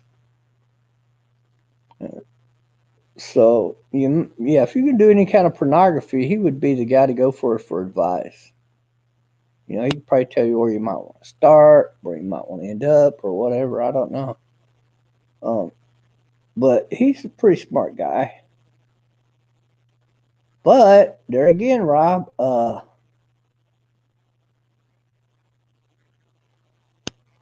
mean, that guy's like, he got like a fucking, I don't know. He got a good sized dick though. I think he's got around. I don't know what that is. I didn't look at it that close. I'm trying to remember. I was just concerned about taking it and putting it on there right than anything. But it was flashing when he was doing like some kind of jacking off or something. I think if I remember correctly, I won't say 9 or 10 incher, but it's good girth on it, motherfucker. And you, on the other hand, come on, Rob. We both know you ain't even got but half of that. Both ways, right? And girth and length. So I don't know how good that porn will work out for you, but I heard that the smaller 5 inch dicks were great at porn. I heard they actually made the most money. It's either that or the big shalankas. One of the two, and there's no in between. Those are the top two. So you might do pretty good. I mean, you'd have to, I don't know, set up the RV to look like an office or something. I don't know how you do that, but you could do office sex. You could do, I don't know, if one of them looks older than the other one, maybe mommy, daughter, stepdaddy does mommy and daughter video. What the fuck? Uh,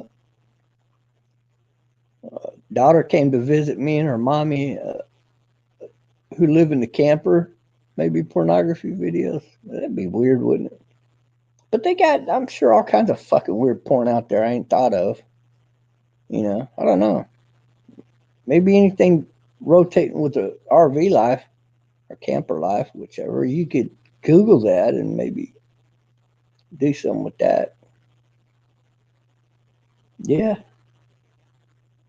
Don't they do the tie up videos, right? You could tie them up and do them kind of videos. Maybe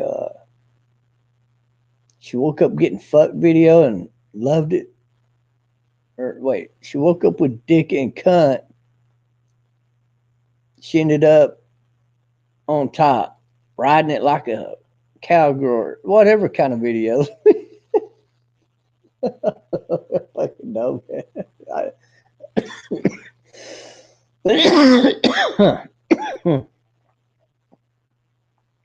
See, here you're at a disadvantage again because,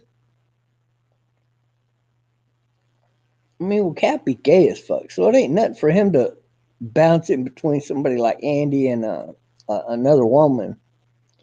Um, fucking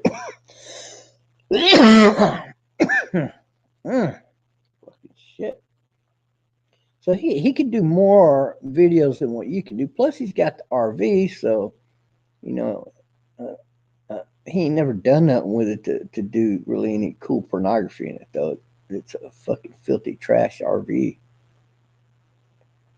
But if you got like his desk in there instead of a table, you could get a chair put in front of it, pretend like it's the office, right? And you know how to do the green screen and everything.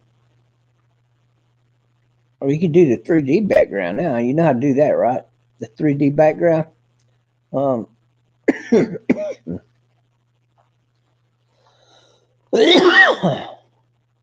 fucking air's off. So. Uh, I don't know what's causing it right now.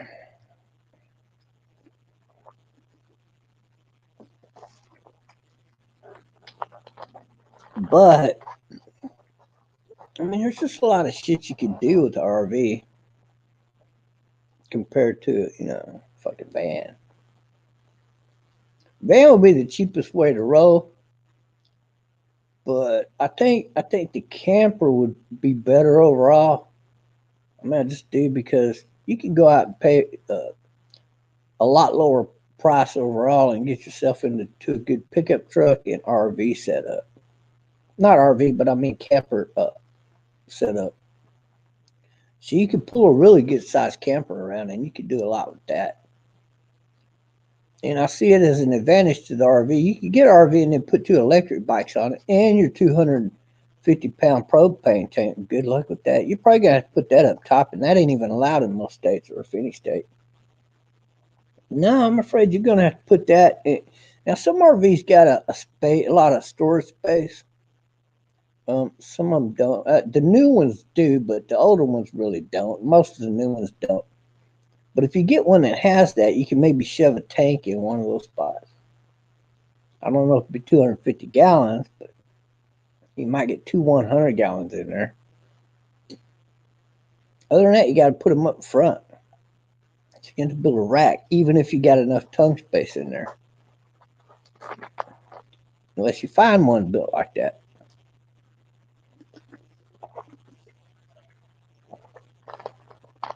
And they do make RVs, I'm sure, with the propane tank storage, so somewhere. I mean, they all come like that, don't they? I mean, even the ones that used to go on the backup trucks had that where you put the canister in and out. And those were just the little fucking like 10 pounder, 5 pounders, whichever ones you had. You could, you know what I mean? I always had that. And then one my stepdad had another door next to it where you put the other 10 gallon fucking deal of propane. So everything, yeah, the stove and everything ran off the propane, the ice box and the stove. So I know what you're talking about, but you're talking 250 gallons. That's a big fucking container, bro. I mean, you're gonna have to buy one set up for that already, or you're gonna have to set it up to hold that much fucking propane. Because if it's not in a safety slot built for that, well, you get in trouble, hauling that around. But if you got one of them compartments underneath too, up towards the front, it'd be a good spot to put one of them.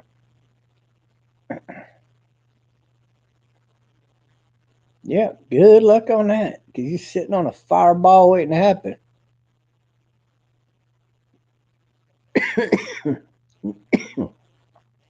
You know those things blow up occasionally. You do know that, don't you?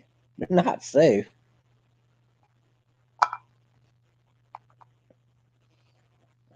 I stayed over my stepdad's one time. Summertime, man. Got to go hunting, fish, and all that cool shit.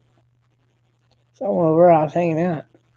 Boom! That old fucking boom woke my ass up. And my stepdad and my mom kind of, bare feet going out in the living room out there. I was like, I got up and looked around. I said, ah, damn, that was one. It sounded like a black powder rifle. And he said, oh, no, no, no, that's a propane tank blew up. It's our neighbors over here. He already knew. I said, what? How did you tell that? And mom said, oh, we've heard them before. What are you fucking with me? And so we all went out back and looked over there. Sure enough, the fucking neighbor's propane tank blew the fuck up. And it's one of the big 500-gallon motherfuckers. And he had that motherfucker in a storage shed, and it fucking blew it to shit, blew out his fucking windows on that side of the house. And he was out there spraying his house with a fucking water hose. I didn't notice the house on fire. We didn't see the house on fire, but if it would have been up close to the house, the motherfucker would have blown up the whole side of the fucking house. The wall would have been gone right there in that section. And yeah, I never forgot that. My stepdad, he claimed he knew why. And he kept telling them motherfucking neighbors, you got to get new connectors every single year. I don't know why. It has something to do with humidity in Texas. But every year, he got brand new fucking them little rubber seal connectors put on there, and every fucking year. But he said if they start leaking and it had something to do with the cold outside and all that shit, it caused one of the motherfuckers to blow up. I don't know what the fuck he's talking about to this day. I don't even give a fuck. Do you know why?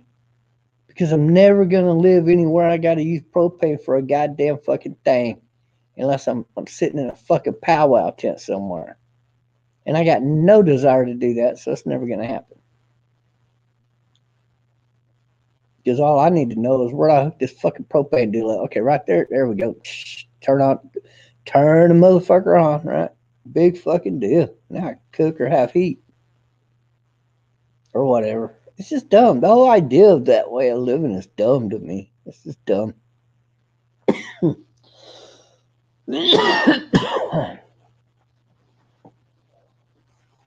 And you say you got solar paneling, but do you have the what you're gonna need to power that motherfucker? You gonna be able to like charge your cell phones and shit? You know them little panels alone cost $250. Well, 150 minimum.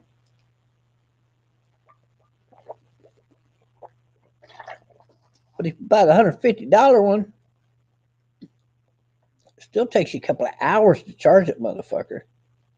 Well, no, it takes you like 6 hours. The $150 one.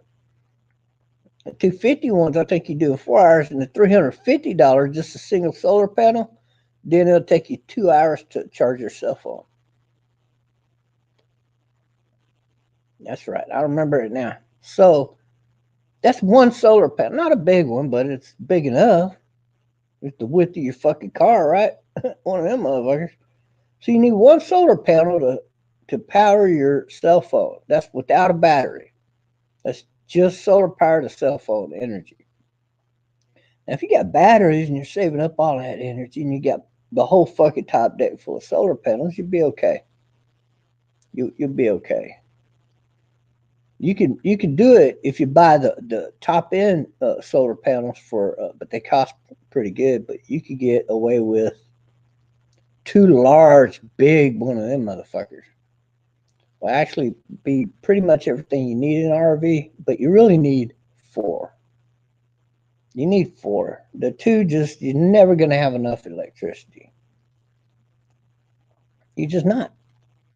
So you're gonna need four, and you're gonna need your battery setup. And lithium battery is the best way to go, no doubt about it. Not even close. But you don't have to go that route. You keep your cost of your batteries down, but you're gonna be replacing the motherfuckers out every year. You gotta know that. Not to mention the cable. You might as well just buy your rolls of fucking cable to carry it with you wherever you go, because there's going to come a time too when you're going to have to change out the fucking cable like every 2-3 years. Every 3 years. And you might make them stretch 4 or 5 if you're really, really taking care of your shit and keeping it really clean and keeping all that shit off of it. There's a lot of factors to keep in mind if you're going to be running around in a goddamn RV.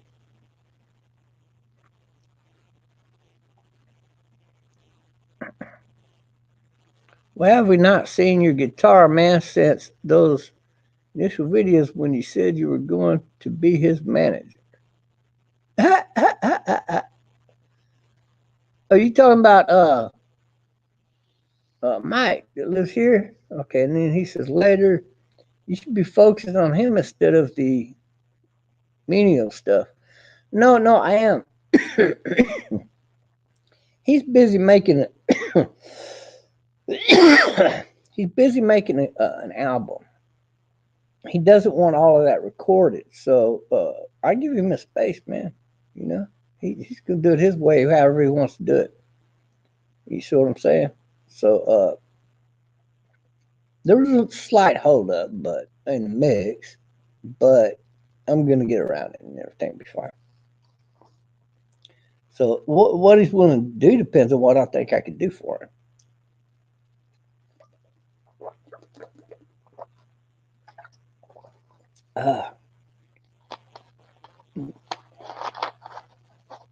Like, you think you can manage him? Do you want to manage him? He might be open, but you're not gonna like managing him like you manage regular people, because you're not gonna be able to talk him into jack shit like you think. And he's gonna do things his way, and that's just the way he is. See?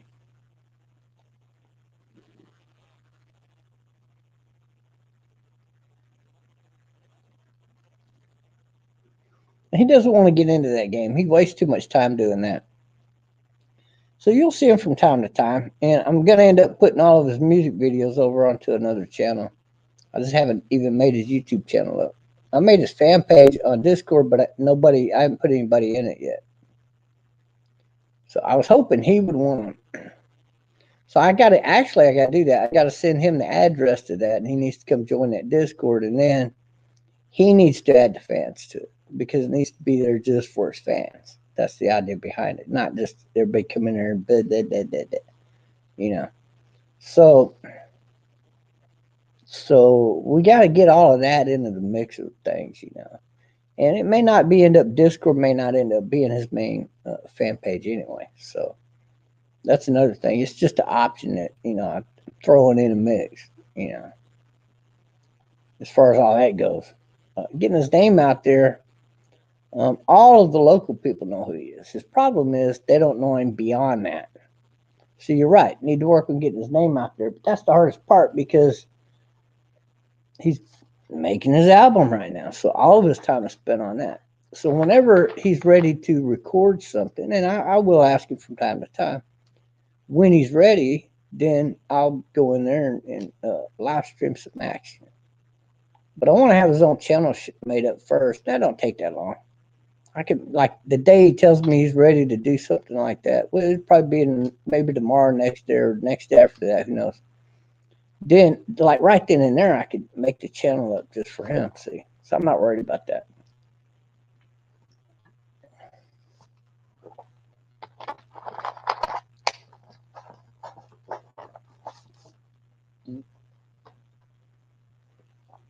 Yeah. Plus, he's also managing the casino thing. You gotta remember that. He's like the man in charge under Gene. So he has to keep up with a lot of shit with that too. I mean, you got notes of every job. Like, so for example, everything you got to have loaded for the job. Okay, you got them notes over here, right? For that day when you need to grab them up and start loading this shit or getting ready to load. Because, like, line up shit out here on the patio and just put shit to the side. And then you got other heavier shit you got to load first, for example, right? So then you come through with that and you're counting everything like 5 fucking times. Make sure you got every little scrap and detail.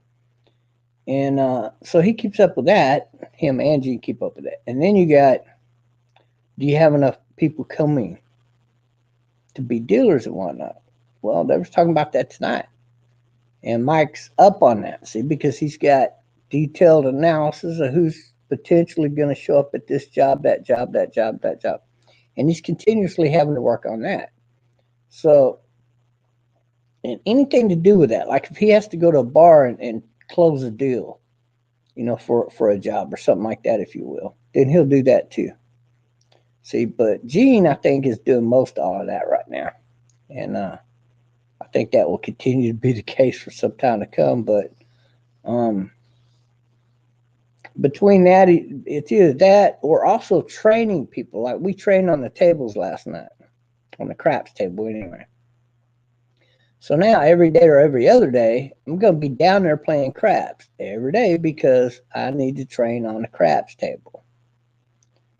So he's got his time involved with that. And then in between all of those things, he's working on his album. So he's always got his album on his mind. So in between all of that, and when he's feeling in a cheerful mood in that direction, then you'll see me doing live streams with him. Now those videos, I think, being carried on his YouTube, those are like the free samples people will be able to go listen to. Like other guitarists are going to want to listen and watch him play and try to imitate him. I mean, it's just the way it is. And so what will happen is that self-notoriety through the artists themselves is immediately, I think, going to put him out there. So yes, that is something we need to do sooner than later, but it could happen this week or next week, per se. That's what I'm saying on that. And so his music will be free and carry itself there. From that point on, he's looked at all the different ways of making money with his music, and he's got his own way he wants to do it. I am going to look around and help him out a little bit with that. But he's dead set that he wants to make a full 2-part album, his first album. 14 songs, 7 songs on each album. And so until he actually fulfills that, right there, he's not going to want to do too much of anything else, basically. So he's working on it harder now than when he started, I think, about 7 months ago. 7 months. And he's got about 7 songs, maybe 6 songs for sure that he's ready to knock off the list. He just hasn't finalized, like gone in there and fine tuned a few things. This song or that song, or he's still working on that one on stage 3, kind of thing. So, but yeah, he'll get done with all that in time. That's no problem. So I try to give him plenty of space. I don't go knocking on his door every fucking day. No, it ain't like that.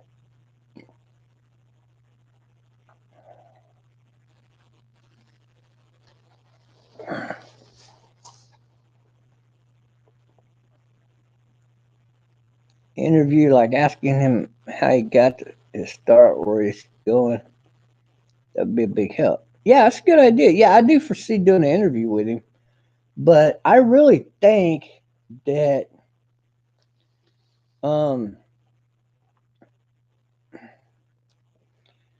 I kind of agree with him. I think a time for an interview would be after he put his first album out, because then you could be playing his music while you're leading up into an interview. Like in my room alone, I could turn that whole back section into a fucking stage. I've been thinking about that, to be honest with you. Um, I could literally make a round U-shaped stage right in front of that TV screen and use that for the news background. Kind of like, you know, Alex Jones and InfoWars kind of bullshit. Only instead of a bunch of screens, I'm limited to the one screen. But with overhead, damn, with the overhead projector, it should work out pretty good. I could move the chair and everything this way away from it and let it go right over the head, kind of thing, and onto the screen. So I'm thinking about doing the U-shaped desk thing, and it doesn't have to be U-shaped, but yeah, might look pretty cool if it was. I don't know, but I want to put some kind of desk, and then I could purchase a long. Actually, I don't need to purchase. I could go down to Walmart and get the cloth at that certain distance or length, right, and have them cut that, and then I could put the cloth over the table like a table skirt. And if it's the right design, it should blend in with just about anything, right, and look good. Um,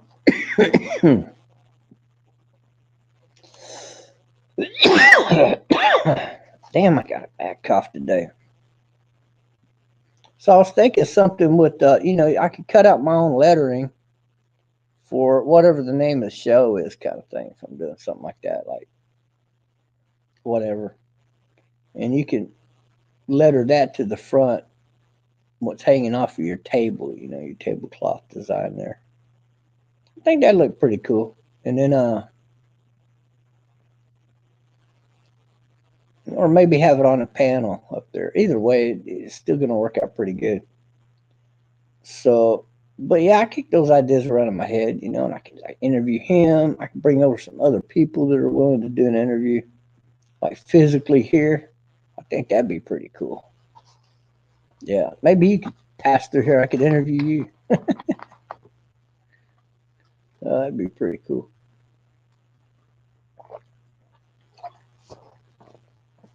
Have all you people nosing around in my fucking room? You got to go through my room to get to the fucking studio because it's in the same fucking room. Oh, that's funny. Yeah. So much fucking wasted space in this room. Did I mean, renters just don't do a lot with rented rooms like this too often, right? But there's something I could do with it, I guess. It's either that or make it into a puppet station. I could do both out of it technically. If I did it right.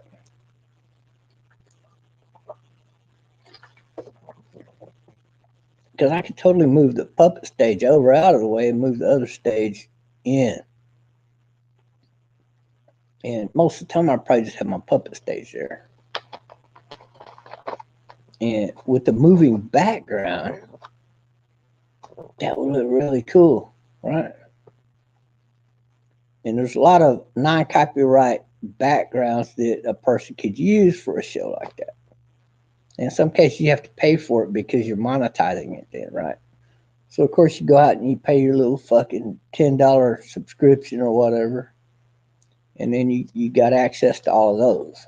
You just pick one.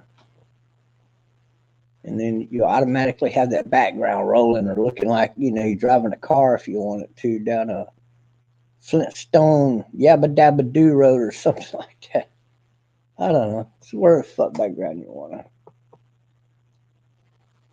But those are not things I put a lot of thought into for my own reasons. I just fuck this, that, get too much shit going on at one time. Just one thing at a time, and I'm happy.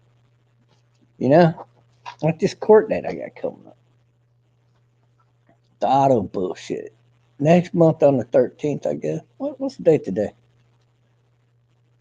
Yeah, it's August.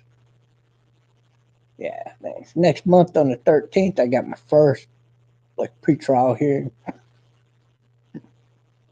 for a real court date. That's the court date's 13th. So he can order us to go try to work out a deal or not.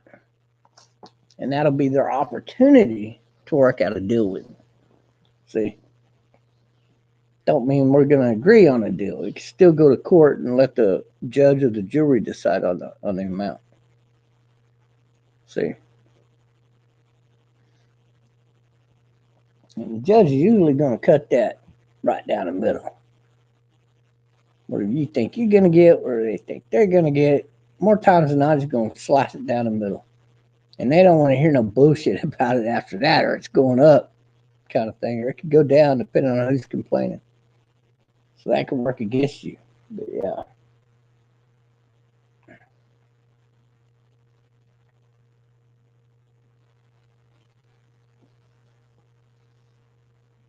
Yeah.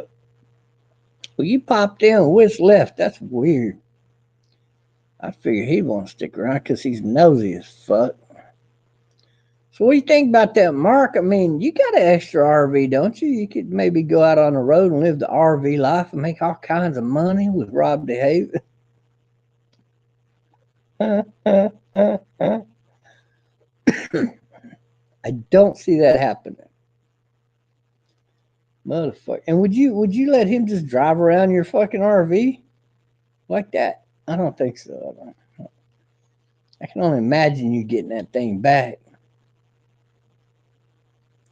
Could you imagine you getting it back after about 3 years of use? Oh, it'd be so fucking tore up. God damn. Drunk motherfuckers running around on the roof, fucked up your solar panel. Fucking stove won't even fucking work right. God knows what happened to the fucking icebox. I mean, goddamn. I ain't paying to replace all that shit. I'll just take it back. Watch. And whatever contract you had signed up, he's got to pay for any damages. Good fucking luck getting that fucking money. God damn, you don't even know what state that bum's going to end up in. So that wouldn't be no option for the guy. But I got to tell you, since it came public that, he's either going homeless or he's going to be living in a camper, is it's put a lot of happiness on a lot of people's faces, whether they admit it or not. I'm just the feedback I'm getting so far, because Team Hate just really, you don't see them in there causing a lot of trouble. Harry was the last holdout, and I just ignored him to death. So he left because he was bored to death. See, Harry only lived to be in that Discord in hopes that he could garner my attention by messing with me. So by simply ignoring him, well, fuck, this ain't no fun. What the fuck am I even doing in this lame ass group for? Harry moved on. See, and I don't blame Harry a bit, especially at age 65. God damn, he could be out fishing every fucking day or something. Spending more time on his creative model making or something. I'm impressed with this man letting him use his garage too, though, like that. He's got a pretty good deal worked out there, or whatever his agreement is with that guy for that place.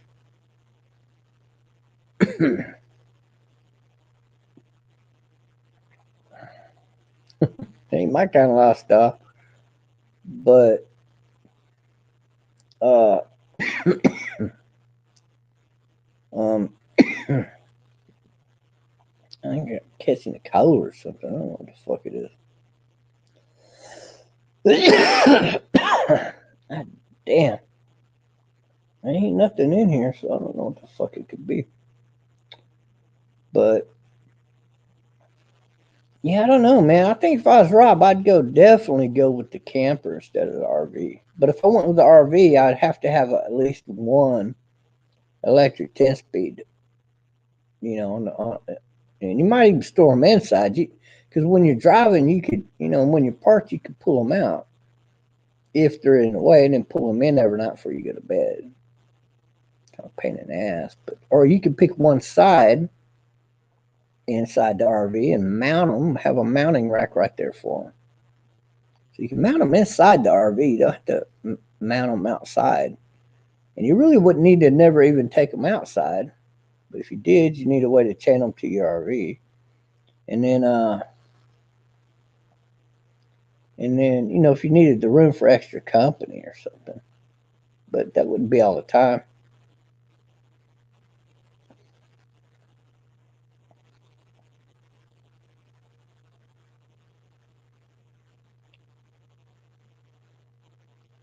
I don't know. I just think it's weird. But Dumpster Rick's just being Dumpster Rick now. So that seems like a good thing, right? It's kind of like because when the good Dumpster Rick comes out, like they say, when the good T-Bob comes out, then everybody likes it better, right? I like a good Dumpster Rick, but I don't like the evil little bastard.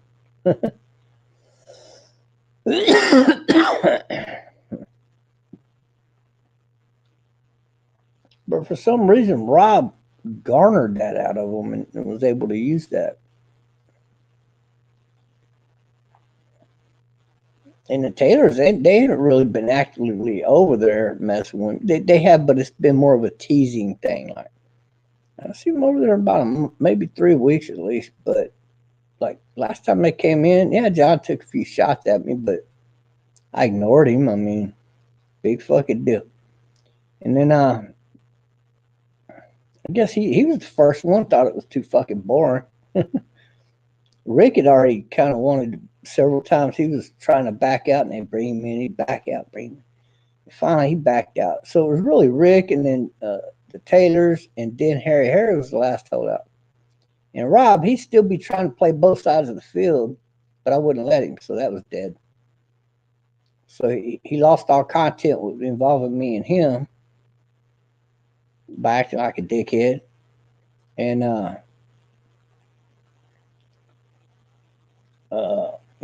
chicken with his head cut off.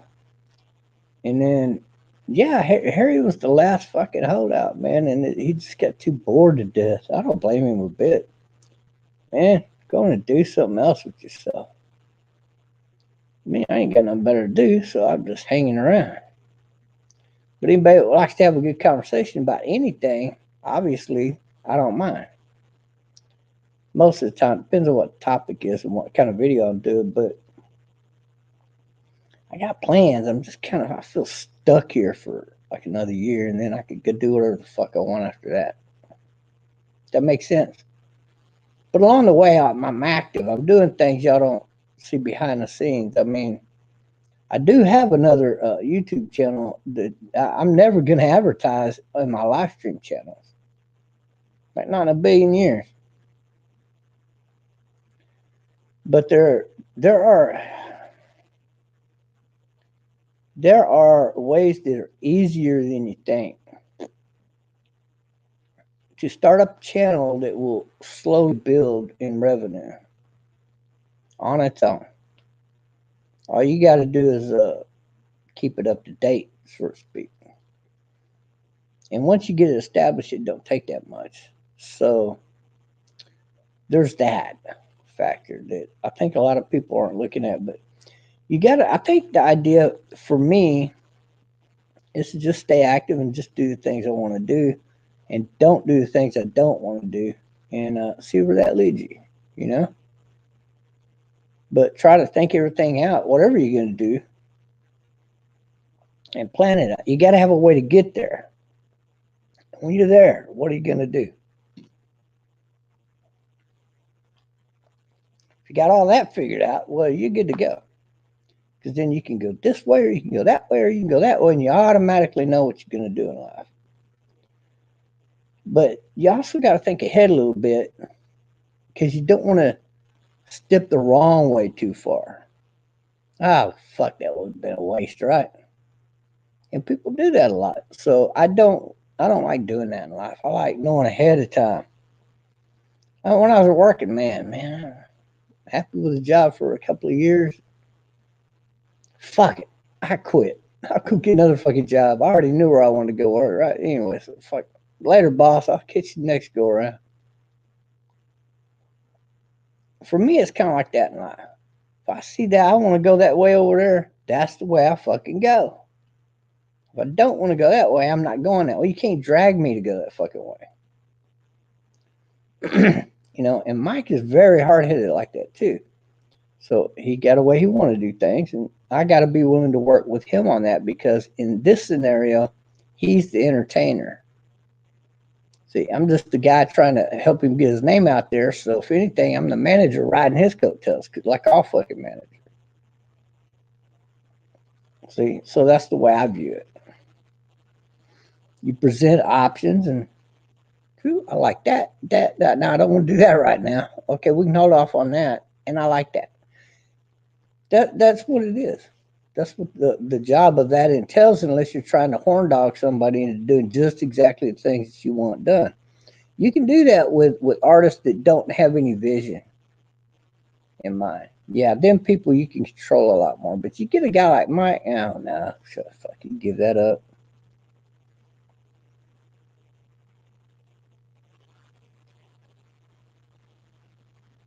You just woke up. What time is it in Texas right now? That bottle of Clamato juice, yeah, right here. Yeah, it's been there. I need to chunk it out. I just ain't chunked it yet. I bought that day for yesterday, I think. And that's a Keystone beer that's been empty right behind me. I'm using it for a spit can. I didn't know y'all could even see that. Oh, the camera's like way the fuck over there, right? Yeah, I guess you can. I usually aim it up, but you can still see it though. It doesn't matter. It's still gonna be in the frame. So if I really don't want anybody to see anything over there, I'll do something like this. I'll take everything that's over there and I'll put it all right there where normally the PC will sit when I push it to the side. Now you can't see nothing. But I don't give a fuck. I'm one of them guys. I don't give a shit. I need to throw that motherfucker. Really, I need to put it in the trash right here. I'm that fucking lazy, man. Until I get ready to throw my trash away, I don't look around and say, oh, maybe I need to start putting trash in there. It's stupid like that, right? So when I go to take my trash out, then I'll look around and I'll fill that motherfucker up if I can, and then take my trash out. I don't know how to explain that, but that's the way I do when I'm lounging around on my bed. And then when I'm over there at the desk doing something, like I don't even do that over there no more unless I need a trash can for something. So over there, what I do generally, if I don't have a good size little bag for a trash bag, then I just cut all the shit up and I put it in a little pile or something, and I'll come back and pick it up later when I go to throw the trash out. Does that make sense? I just got a way of doing things that fucking works. I don't know what else to tell you. Oh shit.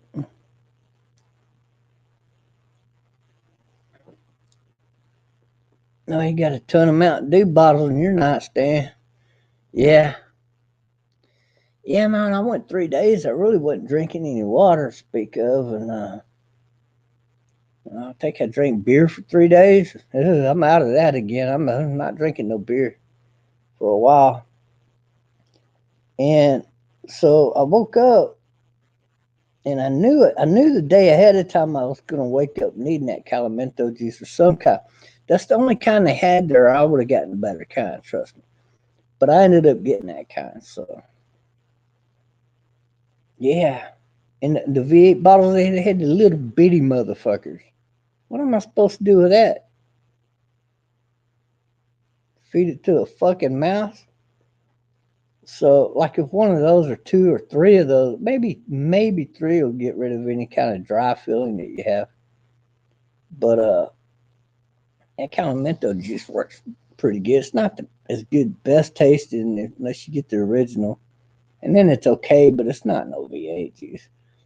And but unless they got the big fucking V8 bottles, I don't buy those. I buy the Calamento.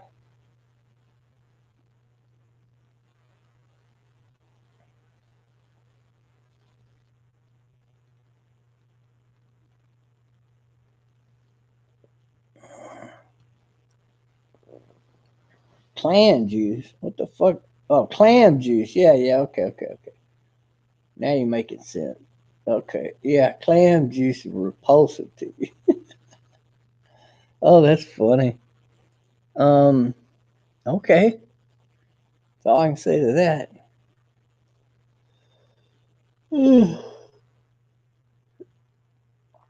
Well, you can make your own, at the house, I guess, if you wanted to. I got a blender over there, I could do it, but I don't want to fucking mess with that shit.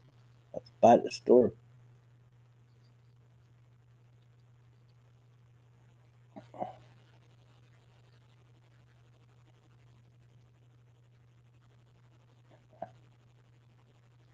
Realistically, I could go start up a little bungalow scenario type of little miniature resort kind of thing. Have a bunch of bungalows all over the place, out on the docks, up on the land, and next to that, I want a house that's like just for rent, you know, and I want another house next to it. It's my fucking house that I'm staying in, and then I think that's a pretty good setup. You get your little pub right there on the deal, and I just think it'd be a good setup. If I want to go hang out down there, I just go down there and get in the fucking lounge chairs and have my fucking pina coladas delivered to me by hand. What the fuck could be wrong with that? That's a good life, I would think. So that's the life I'm headed towards that I want to do. All this other shit y'all talking about getting in RVs and all this other, but no, fuck that shit. I don't want to do that. Somebody won that goddamn lottery, man. A lot of fucking money. One ticket. Bro, you're talking like over 600, $700,000 in your bank account. Well, 600,000, probably 500,000 after they take out everything. But hell, 400,000, I'll take it. Fuck it. Fuck that. I just get some attorneys to clean all this legal shit up for me here, and then I'd be in Africa. Fuck the bullshit. I have a house here, and I have a house out there. Fuck yeah. And I get my wife and her kid fucking citizenships over here. And then I'll show them what all the fuck is wrong with America and why they want to stay over there, if anything. And kind of teach them the ins and out of what's good to import or export from there, per se. And versus having to be here and do that shit. You don't want to try that fucking kind of business here. You goddamn millions of dollars for a fucking liquor business. Motherfucker, I can go to Nigeria and for $50 a year, I got a liquor business. Like anything you want, it's $50 a year. So for $50 a year, I can open up a winery, I can make beer, I can make whiskey and sell it on a commercial level. I can, or a personal level, it doesn't matter. Or I could bring those drinks in my pub and sell them as the house drink, right? And well, I got some really good fucking ideas there. And it's so easy to do this shit, right? It really is. And to set up a distillery where you got workers that can do all that for you once you teach them how to do it, then well, fuck, man, it makes it pretty easy on you. And so now you're in business. You got your own fucking distillery running, so to speak, and alcohol liquor business or whatever. And then you just get online.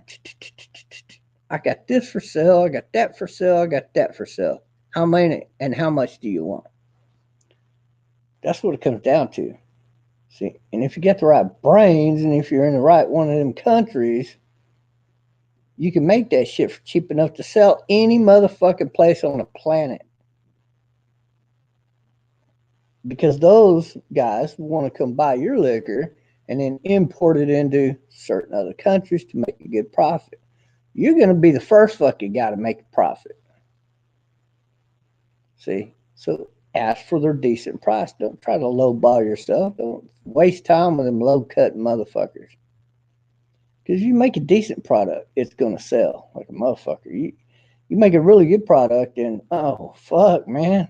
You'll never have to worry about money again just off of that alone. See, so you got that as an option. You got farming as an option because you're already there. You might as well farm your own fucking product for most of it anyway, if not all of it.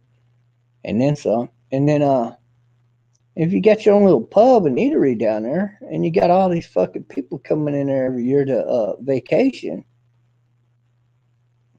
you got something going on there, buddy Rowe.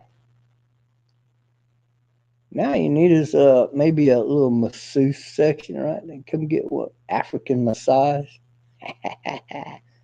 I mean, what guy's not going to pay for some fine ass action woman to fucking get up and put them knees into his back a little bit here and there, and maybe spread some baby oil all over him and just kind of rub all over and oh, you like this kind of massage? Yeah. $500 more. Yeah, fuck you. But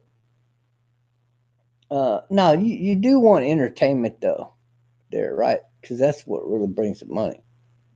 And I'm in the right place to learn that business, casino style, baby.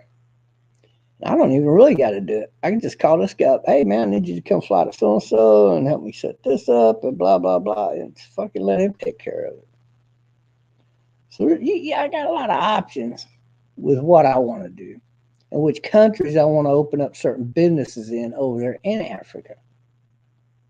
Because, fuck, man, the sky is the fucking limit out there right now. It's just that there is a risk. There's always a risk in business. And this is the way it is. So I don't never want to put all of my eggs into one fucking basket too much. Does that make sense? And if I do, I want to make sure that there's pretty much going to be another 10 years where I make a shitload of money. So if something erupts, like some kind of war, and I do need to leave out of that area, no problem. I'll just move a couple of countries over that way, and I'm good to go, baby. Bing, bing, bing. I'm in business all over again. In fact, I probably already own a business there in that country, too. So why the fuck? Your options are in your favor. See? You just got to have enough startup money. That's all it takes.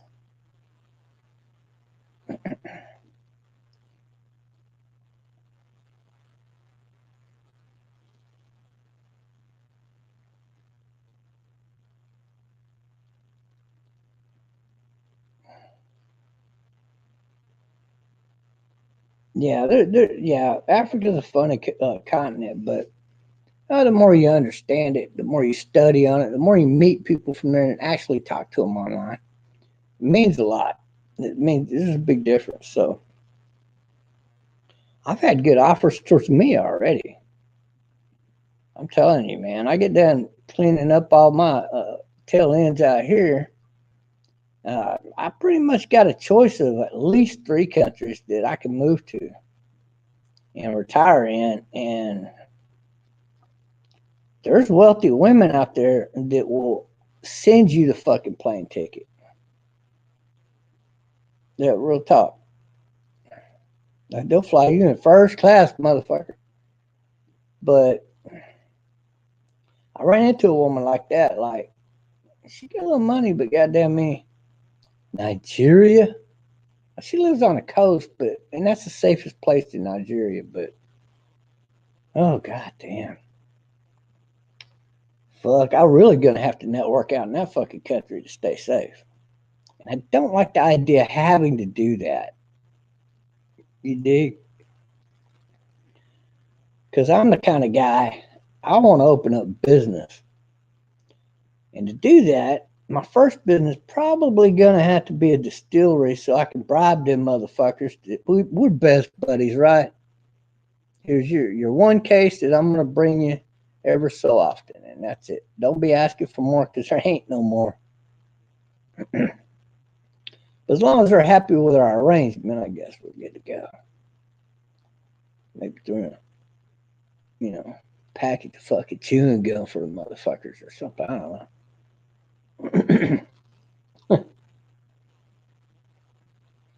Fucking hey. The only thing, the difference between, say, a country like Sierra Leone and Nigeria right now would be this.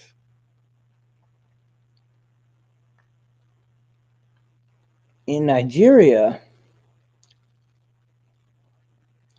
let's say you got $10 million, your business is running, fuck it, you're just going to take your little old yacht out there and party down. So you go out there with a few of your guy friends just for a guy vacation thing. You could buy any fucking thing that you want in Nigeria. Plainly said, just like I said it. And whether it's against the law or not, right now it does not make a fucking Nigeria. Really don't. Because either the locals are just going to fucking kill you or nobody's going to fuck with you. And when you're talking about the coastal city there, you're talking about Sin City, Las Vegas. Like if I don't know, a 15-year-old girl was of age and a guy just seen her and said, what does that motherfucker cost? Well, you'd go over there and ask the parents how much for this little, if she even was living with her parents at that age, and ask them how much. And they'll fucking tell you. That's Nigeria right now. So, whatever price they give you, 300 American, you go back to that motherfucker and you tell him, something like $1,000. Oh, fuck, let me get that money out right now. There's your 1,000. You know what I'm saying? It's that fucking easy out there. And so you could be the middleman of all of that evil taking place, or you're not going to do business there.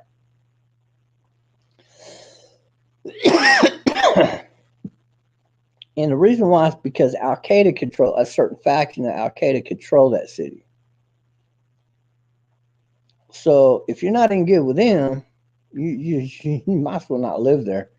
And pretty much, age 13 is legal. Actually, any fucking age is legal with them guys, but it's pretty much set at 13 for the most part. Like, people there are highly against any age thing, right?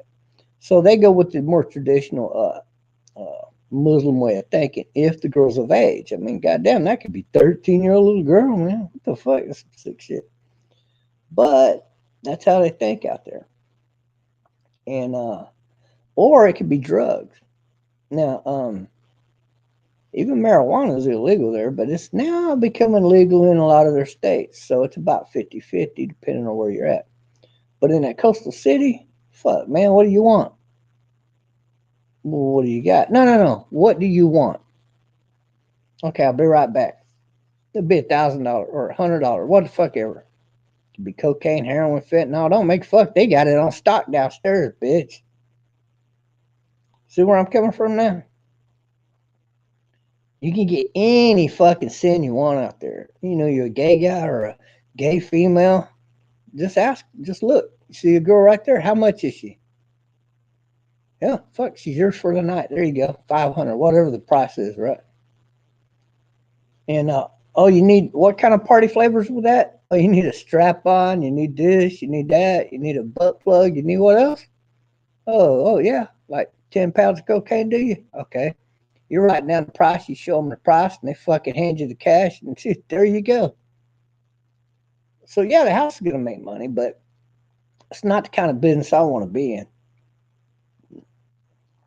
So, Nigeria is a country I would be more apt to stay out of, if that makes sense.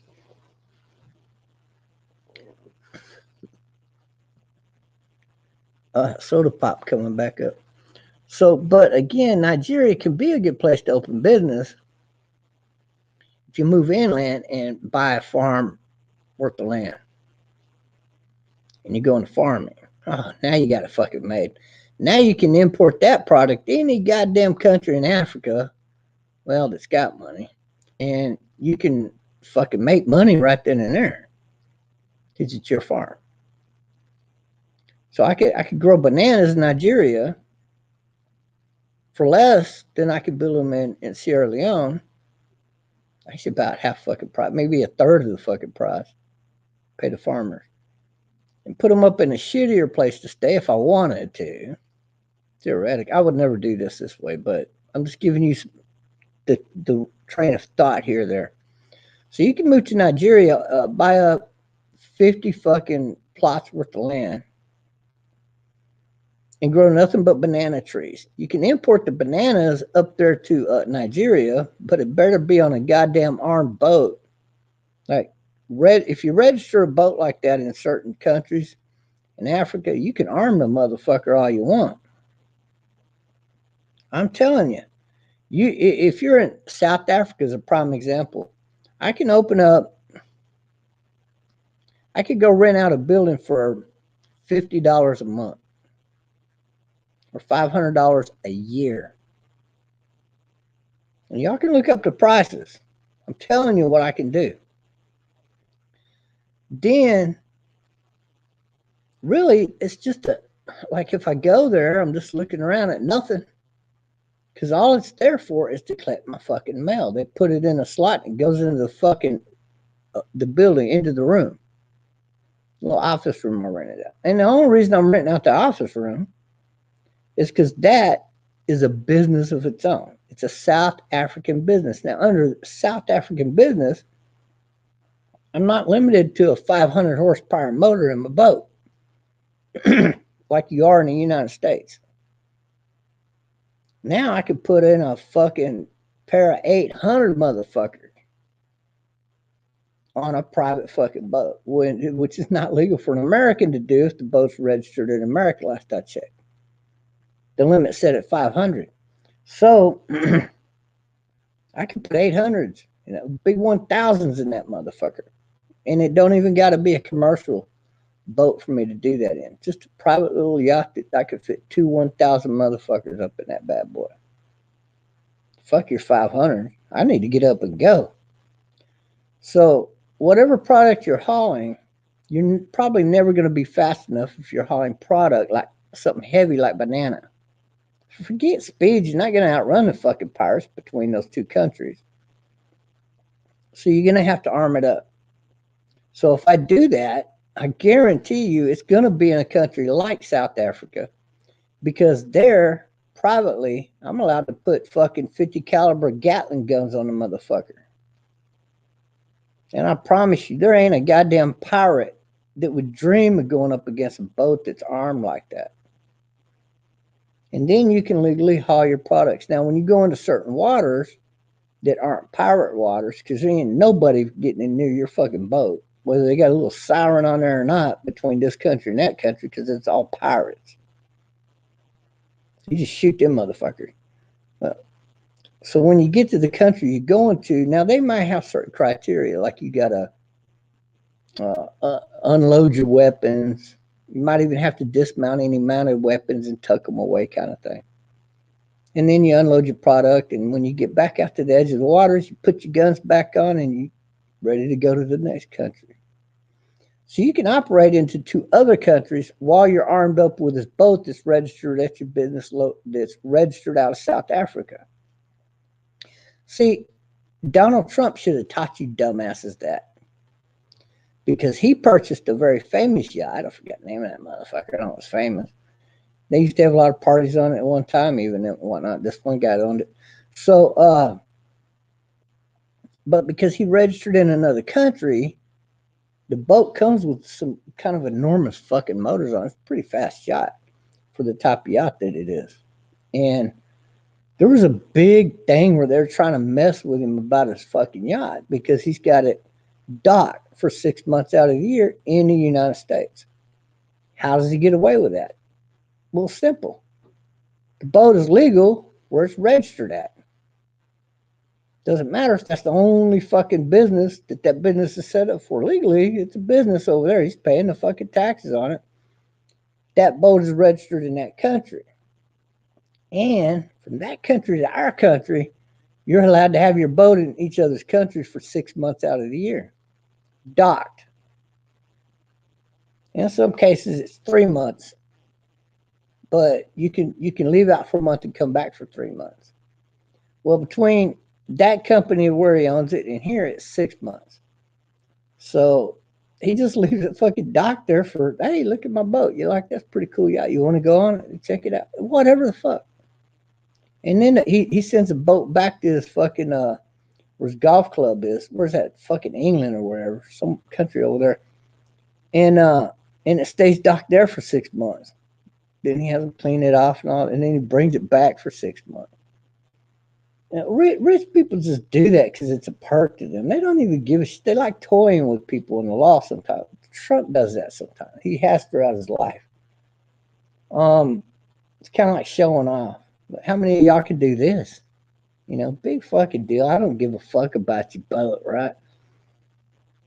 But if you pay attention to those things and you know to go look or call them motherfuckers or email them and ask them, hey, what is the law on this, this, and that? And you go to many countries and you do this, and you start getting replies back. Then you know what the laws are concerning arming up boats. Some countries you can't do it in. Some countries don't allow any civilian to own any fucking guns. But what about that country down there? See, now in Nigeria, I can't own any guns in Nigeria, or I might get fucking shot. You can own, technically, you can be overlooked. There's ins and outs to that in Nigeria. It's a fucking mess. But if I go to Sierra Leone, there's absolutely no fucking way I'm going to be carrying a gun. Because they'll tell you straight up when you go to that country, if you get caught with a gun, the guards could shoot you right there on the spot because they mistake you for a possible terrorist. And even if you're white, well, that might even increase your reason for being shot. You could be a terrorist from fucking Turkey for all they know. They don't know. Yeah, if they know you, they're not going to shoot you, but they're going to take your gun away and you probably go to jail for a while. So no guns in Sierra Leone, right? You don't need them. You got spears and fucking bows and arrows. I guess. I don't fucking know. But me, I would go to South Africa, register a business, and register a boat out of there if I needed to haul my product. That's the way I would do it. And then I would go to Nigeria, pick up my product, and then I would bring it up to Sierra Leone and back and forth until my time's up with the boat. I got to check in South Africa. Now, if you figure it out right, you can use two boats to continuously do that year round, but you're not going to do it year round because your crops are only going to be good a certain part of the year. See, so really, if you're going to run two boats, which you're not going to need that much of a product, you could do it and get more product up there for whatever reason. But I would never need that much product. See, and I could do it all off of a yacht. You can transfer yachts into storage boats. You can haul product off of them. It depends on what kind you buy and how you set it up. Or you can buy boats like that. That's a combination of a yacht / a container boat, if you will. You know, I wouldn't haul containers, but I would be hauling bananas. So if I did haul containers off a yacht, God damn it, better be a fucking container ship. Fuck the yacht. I don't need a yacht just for that, right? Um, so there's a lot of ways you could do it in or out. Maybe you need to do it on a yacht. Maybe you don't. Container boats are slower. Generally, they're bigger, so you never need to go with a boat that big. You just need something about the size of a yacht that you can put some containers on and fucking haul it from point A to point B with no fucking problem. You see where I'm coming from now?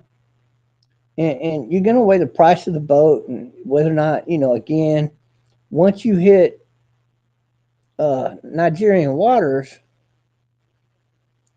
uh, if you're doing business in that country, you're not going to shoot it up with these son of bitches, right? So whatever their laws are in that country for your armed boat being going into that country, you got to do. So if you have to give up your weapons while the boat's docked there, when on the day you get ready to leave, generally, that you're going to get your weapons back.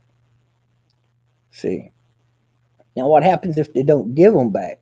Now you got to go one way or the other here. You got to go back to South Africa, or you're going to go up to Sierra Leone. You're not going to go without weapons. So you're goddamn sure going to have a boat meet you out there at the neutral zone and weaponize the fucking boat again. It's called common fucking sense. You leave the fuck out of there while you're still complaining to the motherfucker. I want my guns back, motherfucker. So again, you got to have the right hookups in certain countries. So if you know the boss of the boss of the boss kind of thing, you're gonna get your fucking guns back. It's guaranteed. See, because you're paying that motherfucker every month. It's payoff. It's call it rental fee or whatever the fuck you want. Well, you're gonna pay that motherfucker every month. But when he gets on the phone and tells them, okay, he's gonna be back at such and such time, don't you ever take his weapons again, or I'm gonna send somebody to kill all of your fucking asses. They never mess with you again. But if you don't make those kind of hookups in a country like Nigeria, you're not gonna do business up in there like that. Now they're not gonna mess with the bigger corporations. They can go in and out because they know better than to mess with a corporation. Because now a corporation wants you out of the way and they're gonna start lobbying and paying money to get rid of your fucking asshole there. They might use the other faction allocated to take you out, but you will be taken out. You start fucking with the wrong people, right? So they're not that dumb. And a lot of those corporations do pay an entry fee to them people, believe it or not. That's just how it's fucking done under the cover. And so you got to weigh yourself like, would I want to go through all that just for bananas out of fucking to save a little money? Fuck no. I'd rather grow them right there in Sierra Leone because it's not much difference in the overall price of the dollar value in the world. So why not? As long as your product is a good product, you're okay. It's going to sell anyway. You don't need to save a few more fucking dollars here or there. That's what I'm getting at. It's not worth the fucking risk. It's not worth the hassle. God damn it, man. Your crew and your boat, you could lose it to the fucking pirates if the shit ain't done right. And see, now that kind of activity would take up too much of my time. I would not want to ever get involved in something like that. It would be a fucking nightmare when it comes to, having to be on the phone and, hey, Dutch, yeah, I need you to get that boat. I need you to go over to my warehouse over such and such, pick up all them goddamn weapons and haul them out there. What the fuck? I don't like doing a lot of logistics. I'll put it that way. That's what it's called. And so you'll never ever see me doing business in Nigeria. So I got no reason to move there. And it's no, that's highly fucking dangerous country to move to. I could do it. I know how to do those things. I know some of the right people in different countries too. Yeah, that'd be fucking me right there. Again, it's the logistics and the headache of it all. If you see what it's just not worth it to me. Fuck that bullshit. If somebody wants to go through all that to just for this or that, they fucking have at it, motherfucker. I'm not, no sweat off my fucking back. But there is another country you can also go to get down there around that price, and it's called Ghana. See, Ghana's a pretty safe country. So if you go to Ghana again, you're in pretty good shape. So you could go from South Africa to Ghana and then to Sierra Leone. Now that's a country I would think about doing business in. So, and then as you look up the East Coast, it's not till you get to Nigeria that you would even think about it. And Nigeria is worse off than Nigeria in a lot of ways. And it's better off in other ways. So it's give and take. But I would not want to fucking do business there right now. Because the only business you're gonna be doing there is if you go hire a private fucking army and charge them to help them fight against the Al Qaeda motherfuckers. They were never strong enough to keep them out to begin with, and now half the fucking country is Al Qaeda, just like half of Nigeria. So the other couple of countries in through there's about 3 of them there mainly, and then some as you go into Africa. They all have an agreement with each other. If Al Qaeda fucks with one country, they gang up on them and slaughter their fucking ass.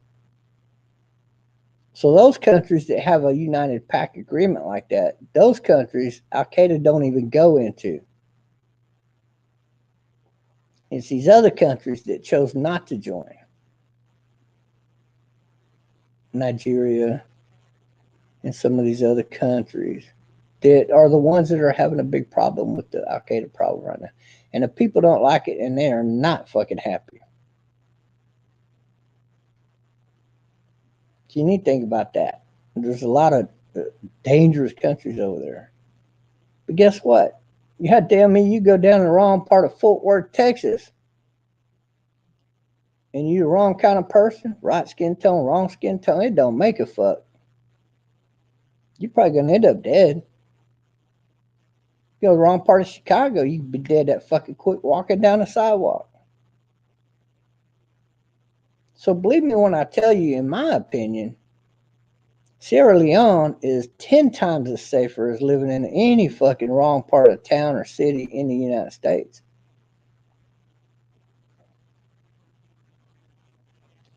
It's just the way it is.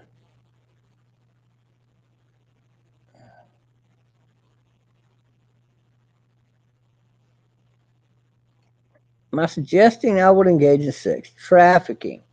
Oh, by no means, absolutely not. I'm simply discussing what is legal in one country versus what is not legal in another. And what I said was, if I were going to do business in Nigeria, well, you absolutely have to get along with the authority. Those are the people like it's the police force over that fucking area. And in Nigeria, that is Al Qaeda. See, unless you're in the southern part of the country. But all of that right there on the east is run by one faction of Al Qaeda. They're at war with another faction of Al Qaeda.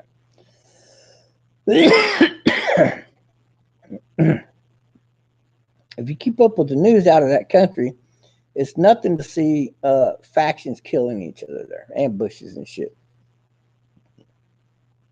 Like you would see in Mexico. The police go down there with them armored personnel carriers armed up and they get ambushed and killed.